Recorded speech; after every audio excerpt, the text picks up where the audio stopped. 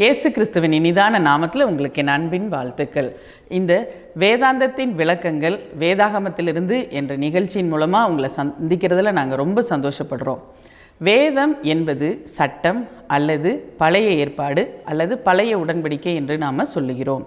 இந்த வேதமாகிய சட்டத்தை மனுஷன் நிறைவேற்ற முடியாமல் போன போது இயேசு கிறிஸ்து சிலுவையில் இந்த வேதமாகிய சட்டத்தை நிறைவேற்றி முடிச்சிட்டாரு. இதை தான் நாம் வேதாந்தம் என்று சொல்லுகிறோம். இந்த வேதாந்தத்தை புதிய ஏற்பாடு அல்லது புதிய உடன்படிக்கை என்று நாம் சொல்லுகிறோம். இந்த புதிய ஏற்பாடு என்பது பல தேவ மனிதர்கள் எழுதின புஸ்தகங்களின் தொகுப்பாகும். இந்த புதிய ஏற்பாடில் மொத்தம் 27 புஸ்தகங்கள் இருக்கிறது. இந்த 27 புஸ்தகங்களையும் ஒவ்வொன்றா நாம் வரப்போகிற வாரங்களில் பார்க்க போகிறோம். இதை நமக்கு விளக்கி காட்டுகிறதற்கு சகோதரி சரளா அலெக்ஸ் ரெடியாக இருக்கிறாங்க. அவங்கள நாம் இப்போ அழைப்போம். ஸோ இன்னைக்கு நம்ம ஸ்டார்ட் பண்ண போகிற புக் ரோமன். ஓகே, ஸோ இது யார் எழுதுனா? ஓகே, ஸோ நேற்று நம்ம பார்த்தோம் பவுல் சவுலா எப்படி இருந்தாங்க. ஒரு சவுலா இருந்தத கர்த்தர் ஒரு புறஜாதியா இருந்த சவுலை எப்படியாக தெரிந்து கொண்டாரு. அவரை எப்படிப்பட்ட நம்ம அப்போஸ்தலர்கள்ல பார்த்தீங்கன்னா அப்போவே அவர் அநேக இடங்களுக்கு என்ன பண்ணாரு, he was traveling. அவர் ஒரு ministry is always ministryனா என்ன, ஊழியம், it will grow day by day. hallelujah. ஒரு இடத்துலயே நம்ம என்ன பண்ண மாட்டோம், we will not remain in one place. The real ministry, the ministry of Holy Spirit என்ன பண்ண வைக்கும், வார்த்தை ஒரு இடத்துல இருந்து இன்னொரு இடத்துக்கு என்ன போயிட்டு இருக்கோம், டிராவல் பண்ணிக்கிட்டே இருக்கும். சபைகளை எழுப்பிக் கொண்டே இருக்கும், ஊழியக்காரர்களை எழுப்பிக் கொண்டே இருக்கும். இப்படியாக தான் பவுல் என்ன பண்ணாரு, அவர் எல்லா பக்கமும் என்ன பண்ணாரு, அவர் டிராவல் பண்ணாரு. அவர் போன இடங்களில் எல்லாமே அவர் என்ன செய்தாரா, சபைகளை கட்டி எழுப்பினாரு. சரியான உபதேசத்தை என்ன பண்ணாரு, the right word அவர் என்ன பண்ணாரு, சோ பண்ணாரு. ஹalleluya. அந்த விதையானது இருக்குதுல, வார்த்தையானது என்னது, அது ஒரு விதை. அந்த விதை ஒரு வார்த்தை நம்ம பேசுறோம், ஒரு வார்த்தை நம்ம பிரசங்கிக்கிறோம். அது யார் பேசுறா, பரிசுத்த ஆவியானவர். அந்த விதையானது என்ன செய்யும், அந்த மனுஷனோட இருதயத்துல அது ஆழமாக என்ன பண்ணும், அது பதிக்கப்படும் போது அதுக்கப்புறம் அந்த மனுஷனோட வாழ்க்கையில என்ன பண்ணணுமோ அந்த விதையானது பண்ணிக்கொண்டே இருக்கும். ஹalleluya. ஏன்னா உள்ளுக்குள்ள இருப்பவர் யாரு, பரிசுத்த ஆவியானவர். அதுக்கு என்னத்தை போடணும், என்ன செய்யணும்னு அவர் நடத்தி என்ன பண்ணுவாரு, கொண்டுட்டு போவாரு. சோ பவுல் அப்படிப்பட்டவராக தான் இருந்தாரு. He was not a person who was standing in one place. ஒரு இடத்துல இருந்து ஒரு குறுகிய ஊழியத்தை பண்ணவர் பவுல் கிடையாது. அவர் அநேக இடங்களுக்கு போய் சபைகளை எழுப்பி கொண்டு அந்த சபைகள் எழும்ப எழும்ப எழும்ப இந்த கடிதங்கள் எல்லாம் பிறந்தது. ஹalleluya. எப்படி இந்த நிருபங்கள் வந்தது, எதற்காக இந்த நிருபங்கள் வந்தது, ஏன் அவர் இத்தனை நிருபங்கள் எழுதணும், what is the reason behind that? இதோட அஸ்திபாரமே இந்த ஊழியம், அவர் நடத்தின ஊழியம் எதுல, அப்போஸ்தலர் புத்தகத்துல 13ஆம் அதிகாரத்துல இருந்து கடைசி அதிகாரம் வரைக்கும் பாத்தீங்கன்னா அவர் எங்கெங்க போனாரு, எந்தெந்த இடத்துக்கு போனாரு, யாரோட ஊழியம் செய்தாரு, யாரெல்லாம் அவங்க எழுப்புனாங்க, எத்தனை பாஸ்டர்ஸ் எழுப்புனாங்க, எத்தனை லீடர்ஸ் எழுப்புனாங்க, எத்தனை எல்டர்ஸ் எழுப்புனாங்க, அவங்களை கண்காணிக்கவே, அவங்களை சரியான பாதையில நடத்தவே இவ்வளோ எபிஸ்டல்ஸும். இதனாலதான் அந்த சபைகள் எழுப்பினதுனாலதான் இந்த புத்தகங்களும் எழுந்துச்சு. Hallelujah. The basement of the epistle is for the church. The basement of the epistle is for the people. The basement of all the epistle. Paul எழுதின ஒவ்வொரு நிருபங்களும் ஒவ்வொரு புக்கும் அது யாரு, பவுல மேன்மையா காட்டுறதுக்காகவா? No. For the people, for the churches, for the leaders, for the pastors, for the apostles.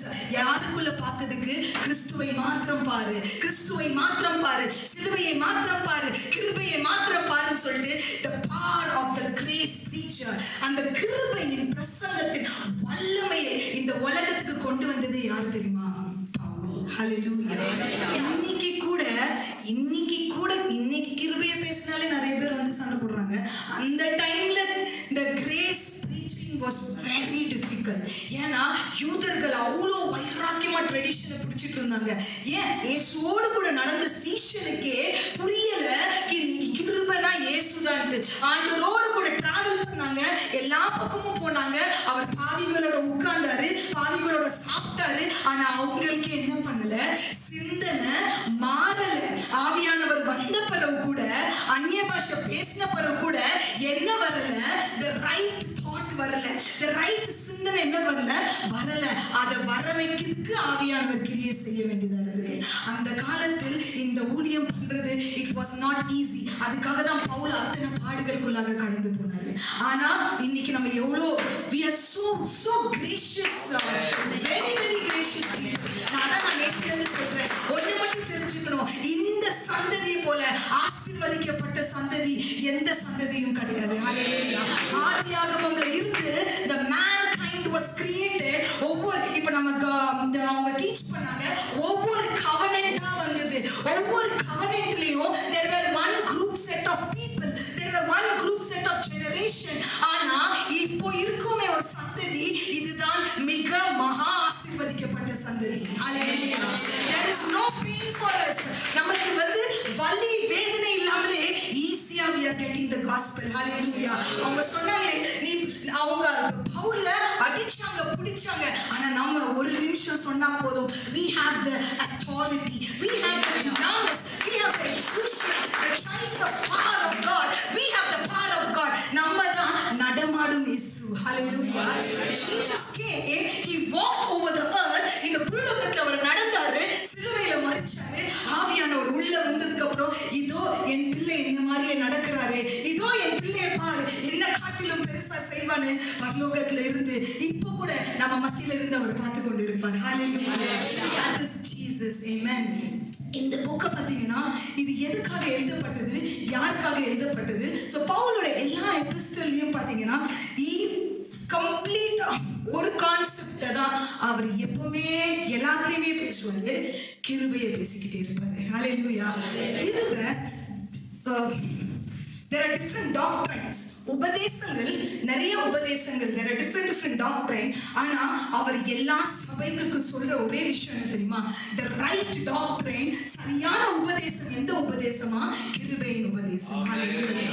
அந்த உபதேசத்தை அது வெறும் டாக்ட்ரைனாக மாத்திரம் அவர் லிமிட் பண்ண மாட்டாரு. grace is not only doctrine, grace is a person. ஹalleluya.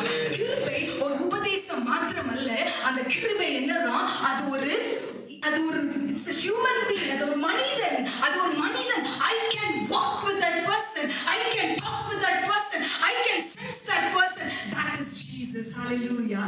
ஏதோ கிருபைனா என்னமோ நினைச்சிட்டு இருக்கோம். கிருபை is a person. We can taste him every day. அவரோட கூட நம்ம நடக்கலாம், நம்ம பேசலாம், அவர் சத்தத்தை என்ன பண்ணலாம், நம்ம கேட்கலாம். அவரிடத்துல அநேக காரியங்களை நம்ம என்ன செய்யலாம், கற்றுக்கொள்ளலாம். இததான் இவர் சபைகளுக்கு என்ன பண்றாரு, அவர் எழுதி கொண்டே இருக்காரு. ஆனா எல்லா இடங்களுக்கும் அவங்களுக்கு விளங்குற மாதிரியே எழுதுவாரு. புரியுதா நான் சொல்றது? why this much epistles? ஏன் ஒரே இதுல கிருபையை கொடுத்துட்டு போயிடலாமே அவரு? இதுதான் கிருபை, லா கிடையாது, இதுதான் கிருபைன்னு ஒரு எபிஸ்டல் அவர் எழுதியிருக்கலாம். அவர் ஏன் ரோமனுக்கு ஒன்று எழுதணும், கொரிந்தியனுக்கு என்னமோ எழுதணும்? why? பீப்புளோட மைண்ட் இஸ் டிஃப்ரெண்ட். பீப்புள் ஒரு ஜனங்களோட கல்ச்சர் வேற மாதிரி இருந்தது, அவங்களோட பழக்க வழக்கங்கள் வேற மாதிரி இருந்தது, அவங்களோட பேச்சுகள் வேற மாதிரி இருந்தது, அவங்களோட சிந்தனைகள் வேற. ஆவியானவர் பவுலை கொண்டு அவர்களுக்கு ஏற்ற வண்ணமாகவே ஒவ்வொரு எபிஸ்டலும் எழுத வச்சார். ஹalleluya. ஒவ்வொரு நிருபங்களையும் பார்த்தீங்கன்னா எல்லா நிருபங்களும் கிருபையை தான் போதிக்கும், ஆனா வெவ்வேறு விதமாக என்ன போதிக்கும், கிருபையை மேன்மைப்படுத்தி அந்த நியாய பிரமாணங்களை கீழே போட்டு what is the grace, Jesus broke the law in the cross ன்னு சொல்லிட்டு எல்லா நிருபங்களையும் இயேசு கிறிஸ்துவை தான் உயர்த்தி பேசிக் கொண்டிருக்கும். ஹalleluya. இந்த ஒரு புக் இவர் யாருக்காக எழுதினாரு? ரோமருக்காக எழுதினாங்க. யாருக்காக? the believers who are there in Romans. ரோமர்ல விசுவாசிகளா இருந்தவங்களுக்காக இது எழுதப்பட்டது. எந்த டைம்ல எழுதப்பட்டதுன்னா, நீரோ ராஜாவாக வரும்போது அவர் ஒரு 16 வயசுல இருந்தாரு. he came to the throne as a king. அவர் ராஜாவாக ஒரு சில few years அந்த நேரங்கள்ல, அந்த டியூரேஷன்ல அந்த அளவுக்கு ரோமன்ஸ்ல வந்து பிலீவர்ஸ அப்ப ரொம்ப கொடுமைப்படுத்தாம இருந்த அந்த சமயத்துல இந்த பவுல் என்ன பண்றாரு, இந்த கடிதம் யாருக்கு எழுதுறாரு, ரோமர்ல இருக்க விசுவாசிகளுக்காக என்ன பண்றாரு, எழுதுறாரு. பட் ஆஃப்டர் தட் இந்த லெட்டர் போனதுக்கு அப்புறம் அங்க பிலீவர்ஸ்க்கு என்ன வந்துச்சு, உபத்திரவங்கள் வந்தது, பாடுகள் வந்தது, எல்லாமே வந்தது. So there was a duration when the believers were not பிலீவர்ஸ்க்கு வந்து அந்த டைம்ல வந்து உபத்திரம் இல்லாத ஒரு பீரியட் இருக்கும்போது அந்த டைம்ல அவர் வந்து இந்த கடிதத்தை எழுதுறாரு.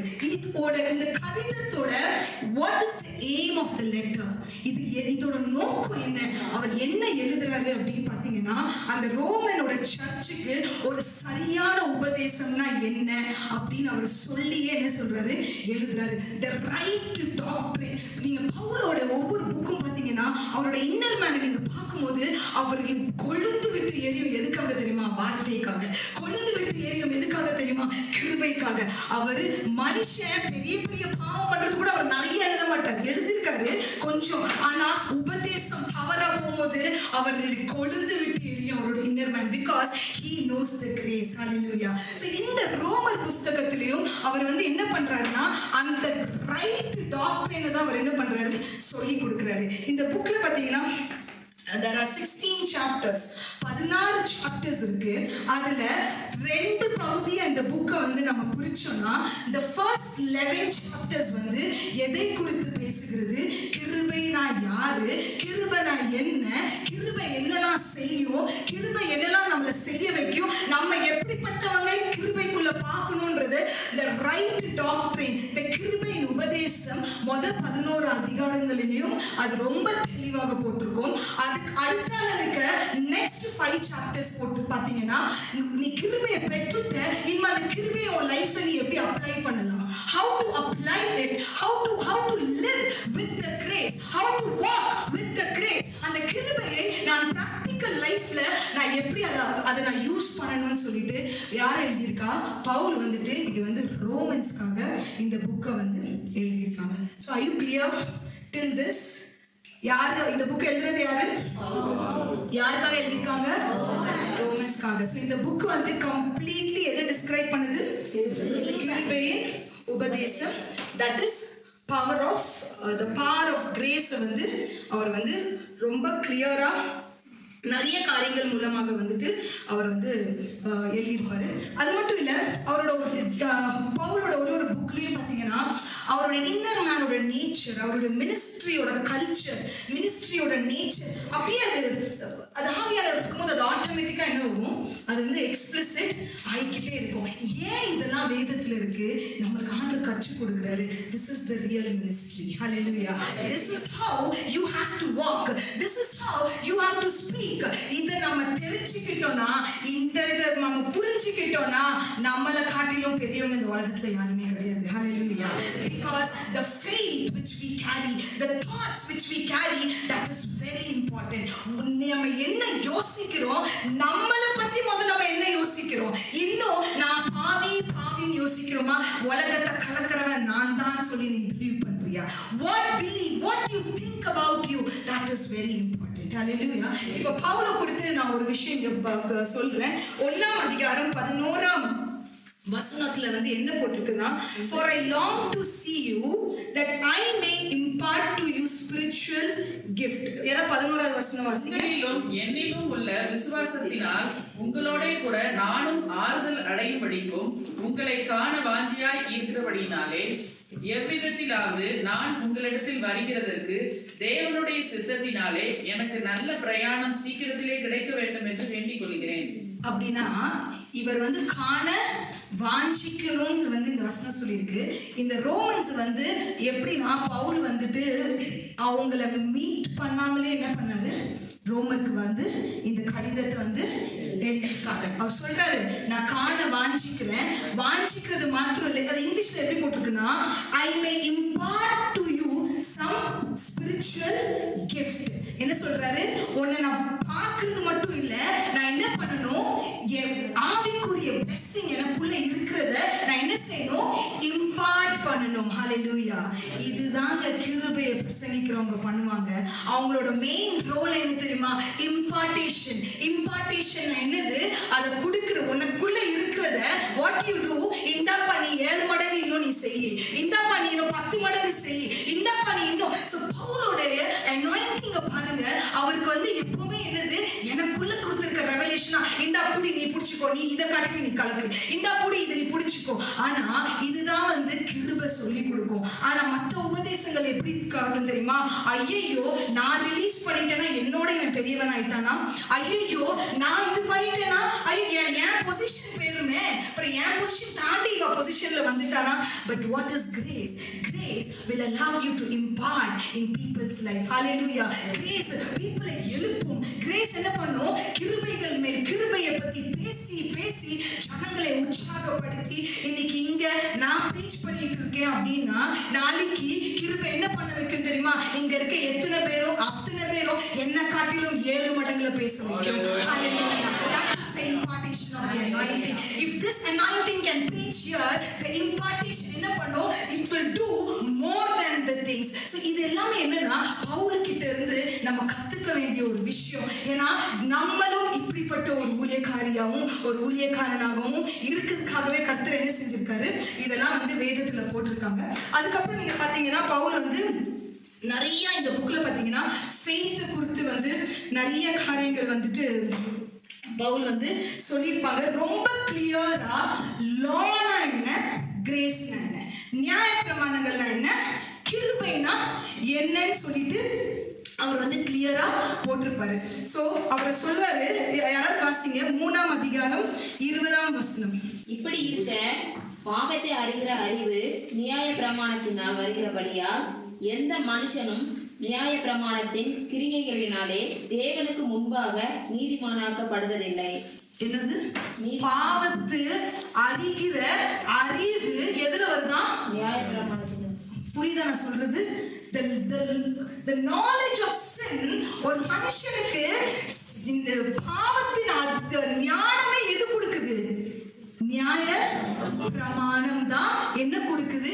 ஆனா இந்த நியாய பிரமாணத்தால நீ நீதிமானாவே ஆக முடியும். ஏன்னா அந்த காலத்துல அவங்க வந்து என்ன பண்ணிட்டு இருந்தாங்க? மோசையோட கட்டளைகள், மோசையோட நிருபங்கள் அதை புடிச்சுக்கிட்டு இதெல்லாம் நான் செஞ்சாதான் நான் என்ன பரிசுத்தமா வாழ முடியும், நான் இப்படி இருந்தாதான் என்ன செய்ய முடியும், நான் பண்ண முடியும். ஆனா என்ன சொல்றாங்க? அதை நீ புடிச்சு அதுதான் உனக்கு என்ன கொடுக்கும்? பாவம் செய்யறதுக்கே அறிவை கொடுக்கும். ஆனா அதே மாதிரி நீ நீதிமானா என்ன பண்ண முடியாது, ஆகவே முடியாது. வேற அவர் என்ன சொல்றாருன்னு பார்ப்போம்.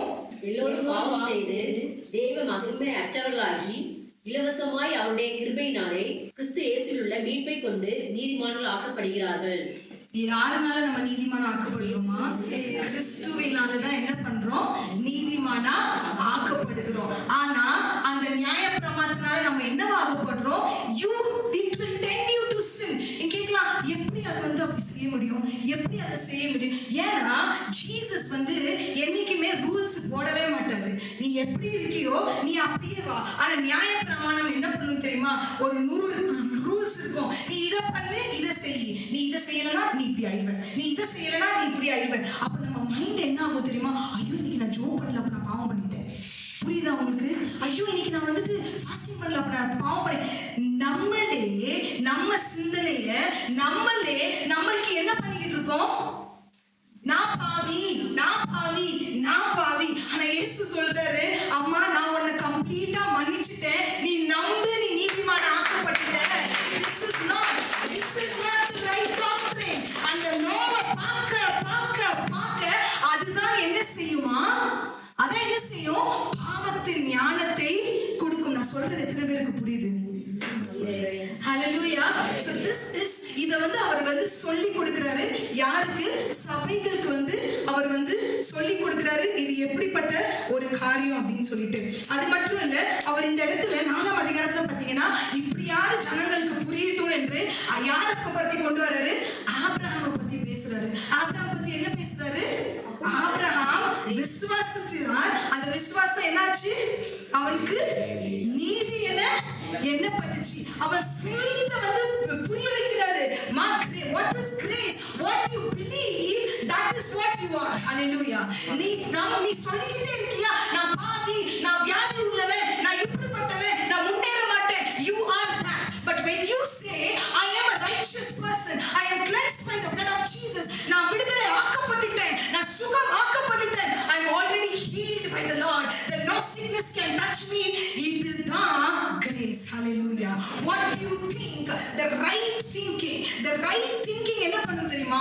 இப்ப பாவம் என்ன தொட முடியாது சொல்லிக்கிட்டே இரு, உன்னை பார்த்து பாவம் ஓடும். Hallelujah. That is the power of grace. The sin, பாவம் என்ன பண்ணும் தெரியுமா? உன்னை பார்த்து no see the power of declaration. அந்த பொண்ணு வாயில என்ன வருது? இது தொட முடியாது, இது தொட முடியாது. உன்கிட்ட வரவே வராது. நம்ம ஆட்கெல்லாம் பரிசுத்தம் பண்ணணுமா, நீ 10 மணி நேரம் ஜெபம் பண்ணு, 4 நாள் ஃபாஸ்டிங் போட்டு ஆண்டவரே என்ன பண்ணுங்க, ஆண்டவரே இது செய்யுங்க, ஆண்டவரே நான் இது கொடுக்குறேன், ஆண்டவரே நான் அதை கொடுக்குறேன், அவர் எல்லாத்தையும் கொடுத்துட்டாருங்க சிலுவையில. அவர் வந்து நம்ம எடுக்கிற பாப்டிசம் என்ன தெரியுமா? Water baptism which the Lord gave us. and our சிலுவையில எடுத்த பாப்டிசம் என்ன தெரியுமா?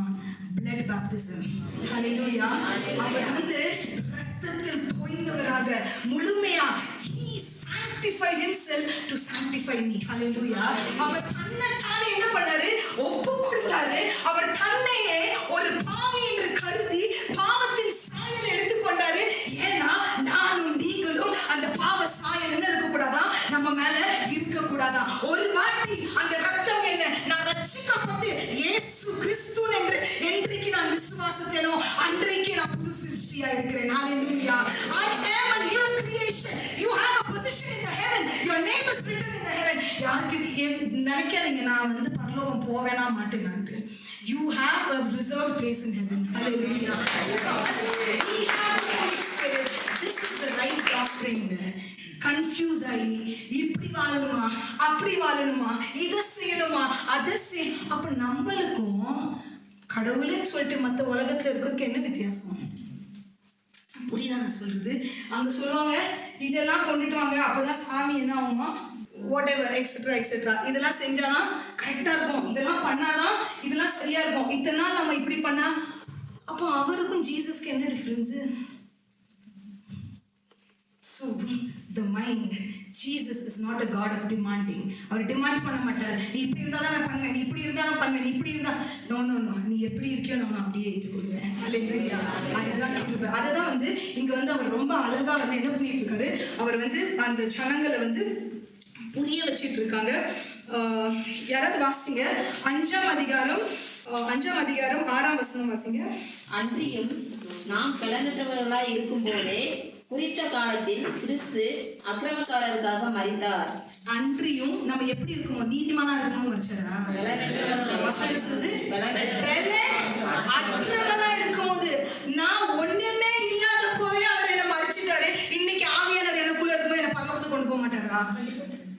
புரியுதா நான் சொல்றது? நான் எதுக்குமே தகுதி இல்லை, நான் பாவத்திலையும் பாவியா இருந்தேன். I was a weak vessel. ஆனா அப்பவே கிறிஸ்து என்னை யோசிச்சாரா? அப்ப இன்னைக்கு என்னை யோசிக்க மாட்டாரா? இன்னைக்கு சில பேர் ஏன்னா நானே அப்படிதான் இருந்திருக்கேன். எனக்கு திஸ் டாக்டரின் தெரியுதுக்கு எனக்கு ஃபியூ இயர்ஸ் ஆச்சு. வாட் இஸ் கிரேஸ்ன்ட்டு அந்த டைம்ல ஐயோ இன்னைக்கு நம்ம ஜோம் பண்ணலையோ, இன்னைக்கு ஆண்டவர் அடிச்சுட்டு வர முடியல, எனக்கு ஏதாவது பண்ணிடுவாரு, ஐயோ இன்னைக்கு இதனாலதான் ஒரு ஃபியர். அப்புறம் தான் இதெல்லாம் வாசிக்கும் போது தான் புரியுது, ஐயோ அன்னைக்கு மோசமா இருக்கும் போதே அவர் உயிர் எடுக்கல, இன்னைக்கு எப்படி அவர் எடுப்பாரு, இன்னைக்கு எப்படி அவங்க எடுப்பாங்க. ஐயோ இஸ் a loving God. ஜனங்க உபதேசத்தை புரட்டி பேசும்போது என்ன ஆகுது தெரியுமா? இயேசுவை வித்தியாசமாக காணப்படுறாங்க ஜனங்களுக்கு. The preaching should be the right preaching. The teaching should be the right teaching. When a person நான் நின்று உபதேசத்தை நான் நின்று பிரசங்கிக்கும் போது இயேசு அன்பானவர்னு பேசணும், இயேசுவோட சரியான குணங்களை காட்டணும். அவர் அடிப்பாரு, அவர் கொல்லுவார், அவரை மிதிப்பாரு. No I am showing God as a different God. புரியுதா? மோசேயின் law கர்த்தர் வந்து கோபமான கடவுள் என்று பழைய ஏற்பாடு காட்டிக்கொண்டே இருந்தது. அந்த கோபத்தை எல்லாத்தையும் பிதாவானவர் என்ன பண்ணாரு தெரியுமா? அத்தனை கோபமும் எங்க சாந்தமாச்சு தெரியுமா? சிலுவையில சாந்தமாச்சு. என்ன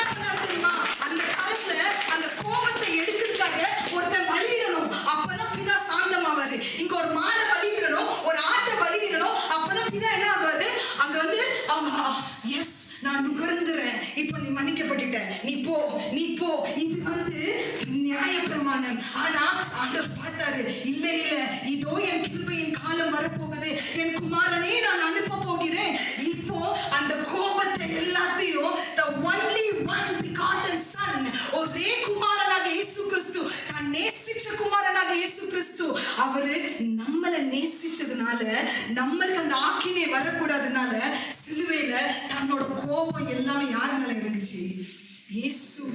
இயேசு அத்தனை பாடுகளையும் பட்டு அந்த கிருபை வெளியே இந்த உலகத்துக்கு வந்துட்டு, ஹalleluya. He is not an angry God now. ஏன்னா இந்த காலம் கிருபையின் காலம். ஹalleluya. இனி காலங்கள் மாறும், that is different, but what are we today, that is important. நான் எந்த காலத்தில் இருக்கிறேன்றது தான் நமக்கு என்னது ரொம்ப இம்பார்ட்டன்டான விஷயம். சோ இந்த வசனத்துல அவர் சொல்றாரு, நம்ம பலவீனமா இருக்கும் போதே அவர் என்ன பண்ணாரா? நமக்காக மரித்தாரு. 8வது வசனம் வாசிங்க. நாம் பாவிகளாய் இருக்கையில் கிறிஸ்து நமக்காக மரித்ததினாலே தேவன் நம்மேல் வைத்த தமது அன்பை விளங்க பண்ணுகிறார். எப்படியா இருக்கும்போது மரிச்சாராம்? பாவிகளாக. நான் பாவியா இருக்கும் போதே அவர் மரிச்சு அவர் கொடுத்ததுதான் என்னது? இந்த ரட்சிப்பு. So he is a God who will accept you the way you are. அப்போ இதுக்கு அர்த்தம் தினமும் நான் வந்துட்டு தினமும் அந்த ரத்தம் வந்து என்ன?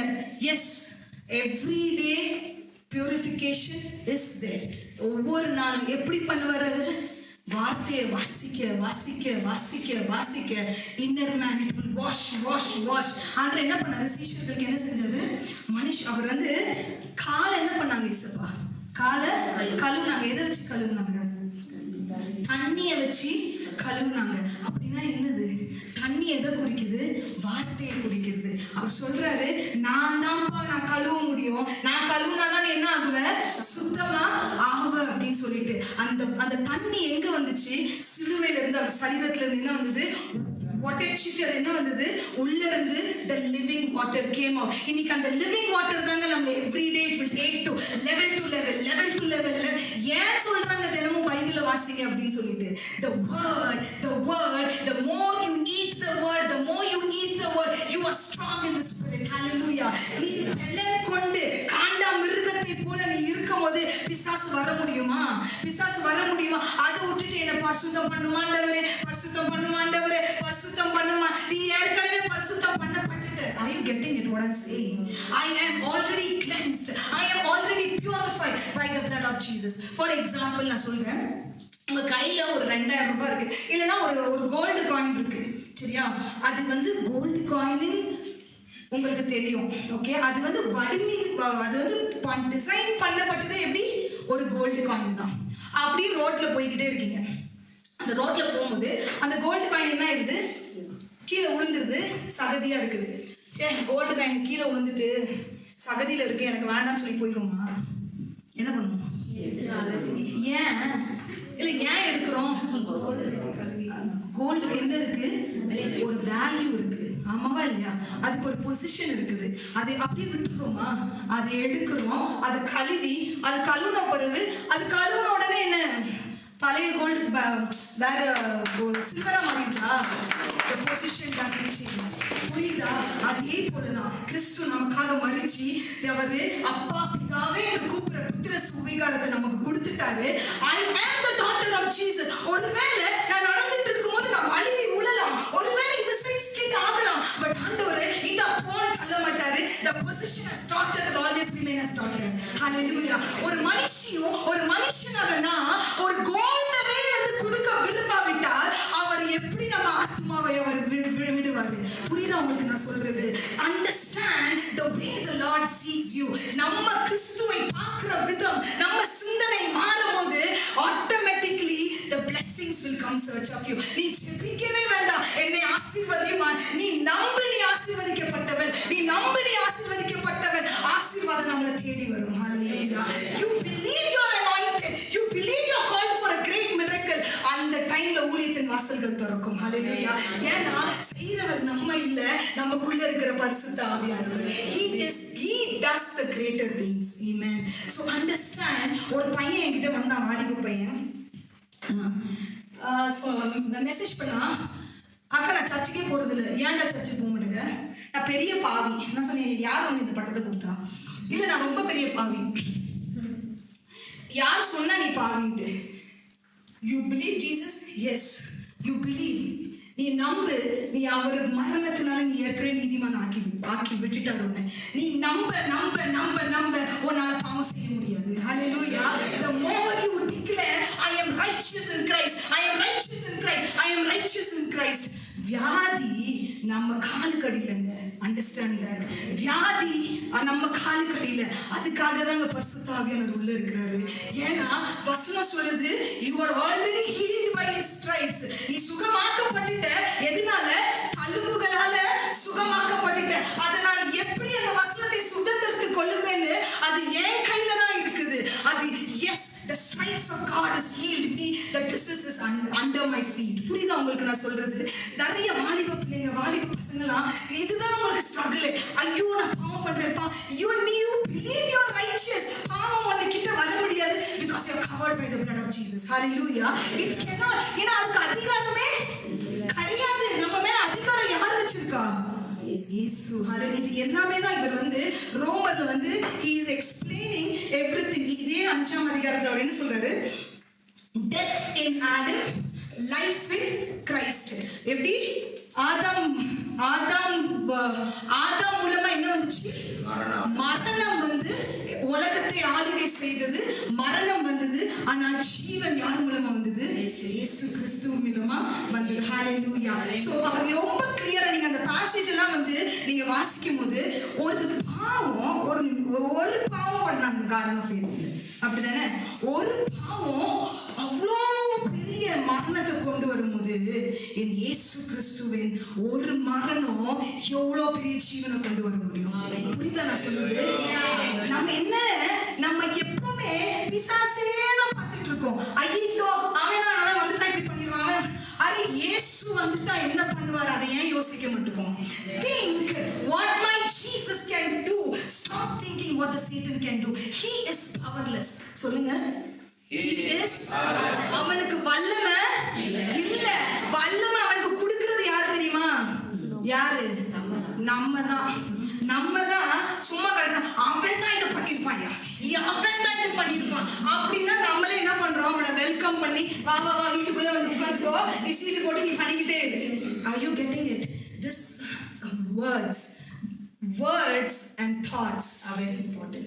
என்ன பேசுறோம், என்ன யோசிக்கிறோம், என்ன நினைக்கிறோம், அது ரொம்ப ரொம்ப முக்கியம். சோ இந்த இடத்துல அவர் என்ன சொல்றாரு? நீங்க வாசிங்க, 20ஆம் வசனம் வாசிங்க. மேலும் மீறுதல் பெருகும்படிக்கு நியாய பிரமாணம் வந்தது. அப்படி இருந்தும் பாவம் பெருகின இடத்தில் கிருபை அதிகமாய் பெருகிற்று. கிருபை என்ன பண்ணுச்சான்? அதிகமா பெருகிச்சான். பாவம் பெருகிச்சுப்பா, ஆனா கிருபை என்ன பண்ணுச்சு? அதிகம். means sin doesn't have power because the grace still took over the power. Hallelujah. அதிகமா எதுதான் இருக்குது? கிருபை இருக்குதுன்னு சொல்லிட்டு அவர் வந்து எக்ஸ்பிளைன் பண்றாரு. அது மட்டும் இல்ல, அந்த 17th verse வாசிங்க. 17-18 வாசிங்க. அல்லாமல் ஒருவனுடைய மீறுதலினாலே அந்த ஒருவன் மூலமாய் மரணம் ஆண்டு கொண்டிருக்க கிருபையின் பரிபூர்ணத்தையும் நீதியாகிய ஈவின் பரிபூர்ணத்தையும் பெறுகிறவர்கள் இயேசு கிறிஸ்து என்னும் ஒருவராலே ஜீவனை அடைந்து ஆழ்வார்கள் என்பது அதிக நிச்சயமாமே. அதிக நிச்சயம். ஒரு மனுஷன் செஞ்ச பாவமே இந்த அளவுக்கு மரணத்தை பிறப்ப முடியுமா உலகம் எங்கும்? அப்போ ஒரு பரிசுத்தமான இயேசு கிறிஸ்து தன்னையே பலி கொடுத்து நம்மளை நீதிமானாக்கி இருக்காரு. அது எந்த அளவுக்கு பரவ முடியும்? இதுதான் நான் சொல்றது. That is the power of grace. That is the power of Jesus. இதை மட்டும் தெரிஞ்சுட்டோம்னு வைங்களேன், மூளைக்கு மூளை இன்னைக்கு சபைகள் இருக்கும். மூளைக்கு மூளை இன்னைக்கு வேற எதுவுமே இருக்காது. பிகாஸ் ஏன் எழுப்புதல் பார்க்க முடியல? ஏன் நம்ம சிந்தனையும் நம்ம வார்த்தைகளையும் எப்படி இருக்குது? அதற்காக தடையாக இன்னைக்கு ஏன் சபைகள் தூங்கி கொண்டிருக்கிறது? இந்த உபதேசத்தை தெரியாம தான் சபைகள் என்ன பண்ணிட்டு இருக்கு? தூங்கி கொண்டிருக்கு. ஆனா ஏன் என்னையும் உங்களை நினைச்சு வச்சிருக்காரு தெரியுமா? இதை கொண்டு போறதுக்கு தான் நம்மளை அழைச்சிருக்காங்க. We are the end time speakers. Hallelujah. We are the end time gospel takers. The right gospel, the right doctrine, the right grace. வார்த்தை ஜனங்களை விடுதலை ஆக்கும். Hallelujah. கத்தி இங்க பெருசா ஜோம் பண்றது இல்ல. The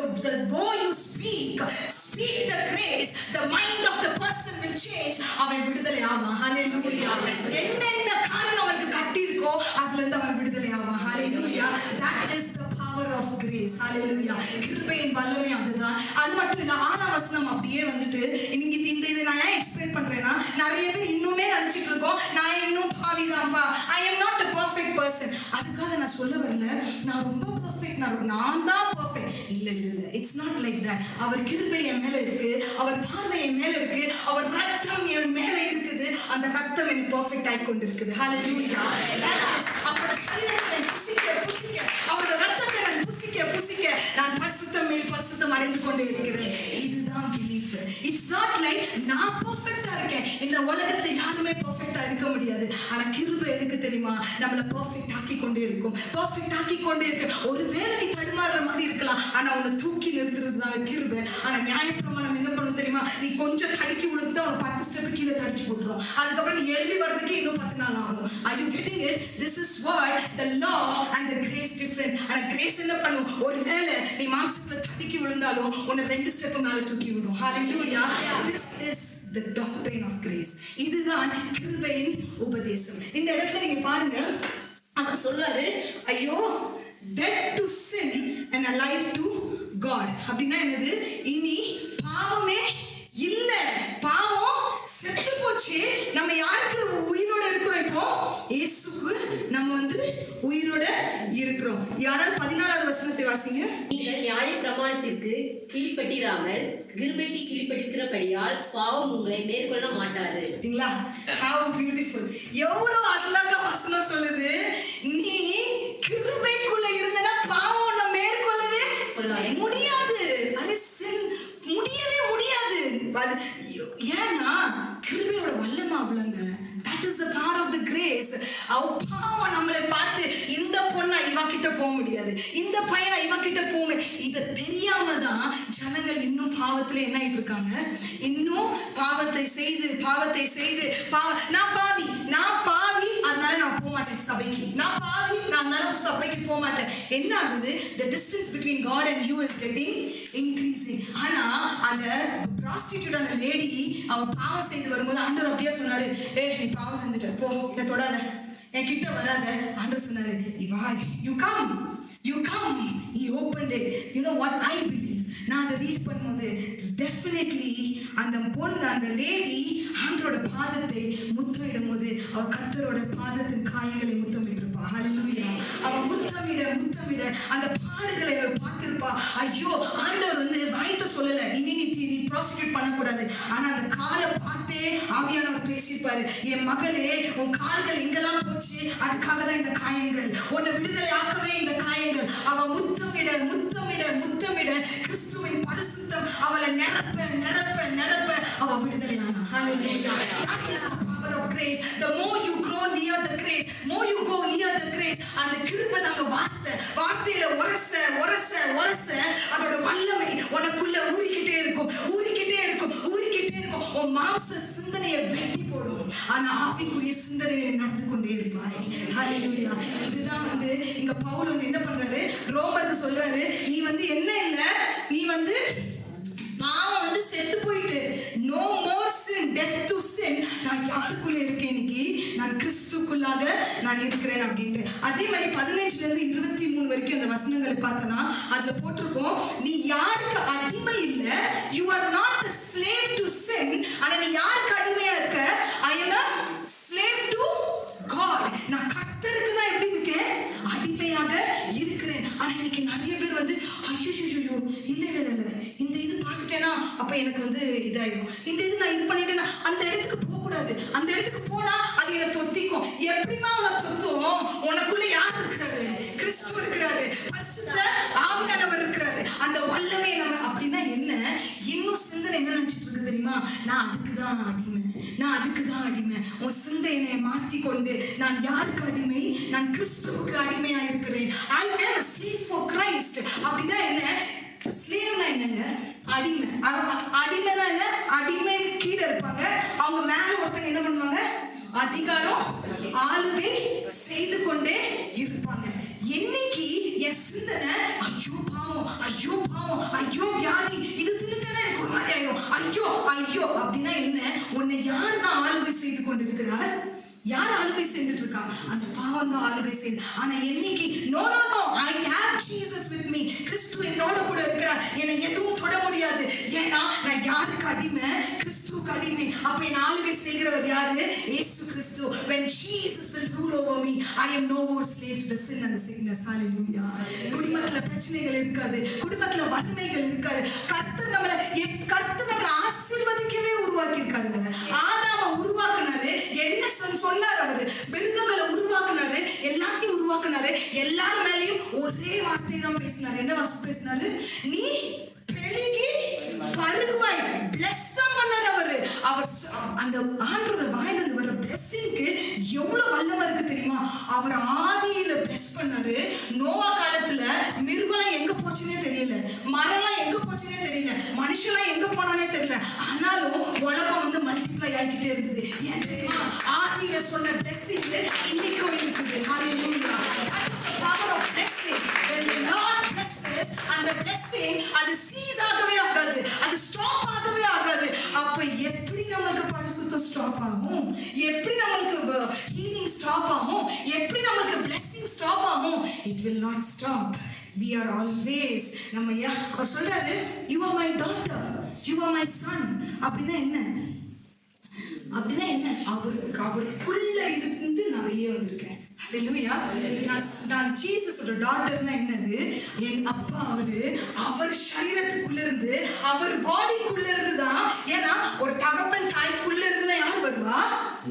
பிள்ளைங்க வருவாங்க. சோ நான் அவர் அப்பான்னு கூப்பிடுறேன்னா அவருக்குள்ள இருந்து தான் நான் என்ன பண்ணிருக்கேன்? வந்திருக்கேன். அவருக்குள்ள இருந்து வந்திருக்கேன் அப்படின்னா அவருக்குள்ள இருக்க பரிசுத்தமும் என்னை சூழ்ந்து இருக்குது, அவருக்குள்ள இருக்க அபிஷேகமும் என்னை சூழ்ந்து இருக்குது, அவருக்குள்ள இருக்க வல்லமையும் சூழ்ந்து இருக்குது, அவருக்குள்ள இருக்க எல்லா ஆசீர்வாதங்களும் எனக்குள்ளே இருக்குது. Hallelujah.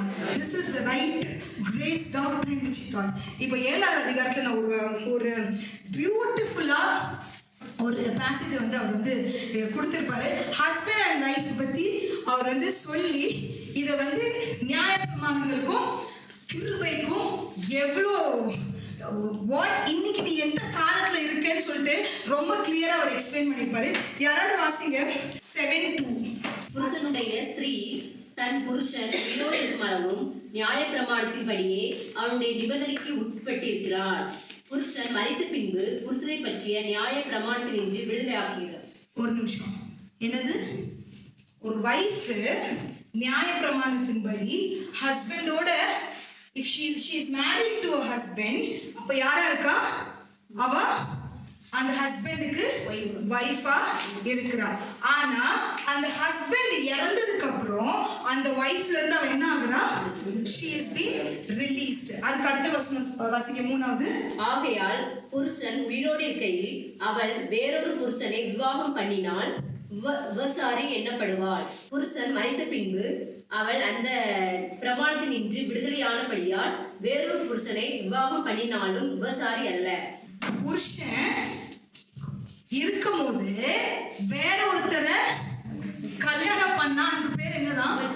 விபச்சாரி. ஆனா புருஷன் இறந்ததுக்கு அப்புறம் அவருக்கு she can be a wife of another husband. இது எதுக்கு சொல்றாரு அவரு? புருஷன் முன்னாடி பத்தி சொல்றாரா? அவர் உபதேசத்தை பேசுறாரு. ஒரு புருஷன், பழைய புருஷன் யாரு? the husband law, நியாயப்பிரமாணம்ன்றது ஒரு புருஷன். அந்த நியாயப்பிரமாணத்துக்கு இந்த உலகமாகிய எல்லா we are the church is the wife. பழைய ஏற்பாடுல அந்த நியாயப்பிரமாணம் உபதேசத்தோடு கூட என்ன பண்ணியிருந்தோம்? எல்லாரும் கல்யாணம் பண்ணியிருந்தாங்க. ஆனா அந்த நேரத்துல நியாயப்பிரமாணத்தை விட முடியாது. அந்த புருஷனை விட்டா அது என்னது? தப்பு. ஆனா ஒரு காலம் வந்தது, புதிய ஏற்பாட்டின் காலம் வந்தது. புருஷனானவன் என்ன ஆனாரு? மரித்து போனாரு. அது யாரு? இயேசு கிறிஸ்து. அந்த புருஷனாகிய இயேசு கிறிஸ்து என்ன பண்ணாரு? நியாயப்பிரமாணங்கள் அவர் சரீரத்திலே எடுத்துக்கொண்டு I will be the husband taking the law சொல்லிட்டு அவர் என்ன ஆனாரு? மரிச்சு உயிர் தெழுந்து இன்னைக்கு நம்மளுக்கு ஒரு புருஷனா இருக்கிறாரு, ஒரு கிருபையின் புருஷனா இருக்கிறார். புரியுதா உங்களுக்கு நான் என்ன சொல்றேன்? அப்படின்னா now the husband which is with me, நான் டாக்டரினை பத்தி பேசிட்டு இருக்கேன், உபதேசத்தை பத்தி பேசிட்டு இருக்கேன். நம்ம மனவாட்டியாகிய சபைக்கு நம்மளுக்கு புருஷனாகிய தலையாக யார் இருக்கிறா? இயேசு கிறிஸ்து. சிலுவையில் ஆகியப்பட்ட கிருபை இருக்கும்போது நான் இன்னொரு புருஷன் பழைய ஏற்பாட்டின் நியாய பிரமாணங்கள்ல கால் வைக்கிறேன்னா நான் நான் ஒரு விபச்சாரி. புரியுதா உங்களுக்கு சொல்றது? நான் டாக்டரினை பத்தி பேசிட்டு இருக்கேன். I am not talking anything else. உபதேசத்தின் குழப்பங்களை நான் பேசிக் கொண்டிருக்கிறேன். நான் கிருபையில், நான் இன்னைக்கு கிருபையின் காலத்துல இருக்கும்போது நான் தூக்கி போயிட்டு இல்ல இல்ல நான் இங்கேயும் இருப்பேன், நான் அங்கேயும் இருப்பேன், நம்ம எங்கேயும் இருக்க மாட்டோம், கீழே தான் தொப்படின்னு விழுந்து போவோம். புரியுதா உங்களுக்கு நான் சொல்றது? This is what. ஒன்னே கிருபையின் உபதேசத்தை கேட்டு கேட்டு ஒரு நியாயப்பிரமாணத்தின் உபதேசத்தை கேட்டீங்கன்னா முடிஞ்சு போச்சு, அங்க மூளை குழம்பிடும். புரியுதா? Take a right decision. யாரோட பிரசங்கத்தை கேட்கிறோம், இட்ஸ் வெரி இம்பார்ட்டன்ட். எதை கேட்டுக்கொண்டு இருக்கிறோம், எதை, because the more you listen the more you walk in that. நீ அதுல தான் நீ நடப்ப. உன் காதுகள் எதை ரிசீவ் பண்ணுதோ, ஏதோ இங்க உட்கார்ந்து இருக்கோம், இந்த சின்ன பிள்ளைலாம் உட்கார்ந்து இருக்காங்க, நம்ம நினைக்கிறோம் அவங்களுக்கு புரியவே இல்லையோ, but the anointing of the Lord will go inside them. Hallelujah. அந்த வார்த்தையானவர் காதுக்குள்ள போய்கிட்டே இருக்கும். அது கிரியை செய்யற வேலையில அது கிரியை செய்யும். Hallelujah. So எதை கேட்கிறோமோ அதுதான் விதை உள்ளுக்கு போடும். நியாயப்பிரமாணத்தை கேட்க கேட்க கேட்க கடவுள் பயமாவே தான் தெரிவாரு. கிருபையை கேட்க கேட்க அவரோட அன்பு வெளிப்படும் போது நீ தானாகவே இயேசுக்குள்ளாக போவ. Hallelujah. Hallelujah. இது அங்க ரகசியம். ஆனா நான் இந்த புருஷனையும் நான் கல்யாணம் பண்ணிக்கிறேன், நான் அடுத்த இந்த புருஷனையும் நான் கல்யாணம் பண்ணிக்கிறேன். That is what? Adultery. புரியுதா? ஆக்சுவலி இந்த கடிதம் ஏன் அவர் எழுதுறாரு தெரியுமா? ரோமரின் சபைகள் இந்த அடல்ட்ரியில இருந்தாங்க. அவங்க சிந்தனை அந்த அடல்ட்ரியில இருந்தது. அவங்க இந்த உபதேசத்தை விட்டுட்டு மோசே சொன்னது தான் உபதேசம், கிறிஸ்து இல்லைன்ற ஒரு அடல்ட்ரி மைண்ட்ல இருக்க அந்த மைண்டுக்கு விடுதலை கொடுக்கவே பவுல் இந்த கடிதத்தை எழுதினாரு. புரியுதா நான் சொல்றது? ஸோ திஸ் இஸ், அதனால நல்லா நம்ம தெரிஞ்சுக்கணும், நம்ம எந்த காலத்துல இருக்கோம்? கிருபையின் காலத்துல இருக்கோம். எப்படிப்பட்ட உபதேசத்தை கேட்டுக்கொண்டு இருக்கணும்?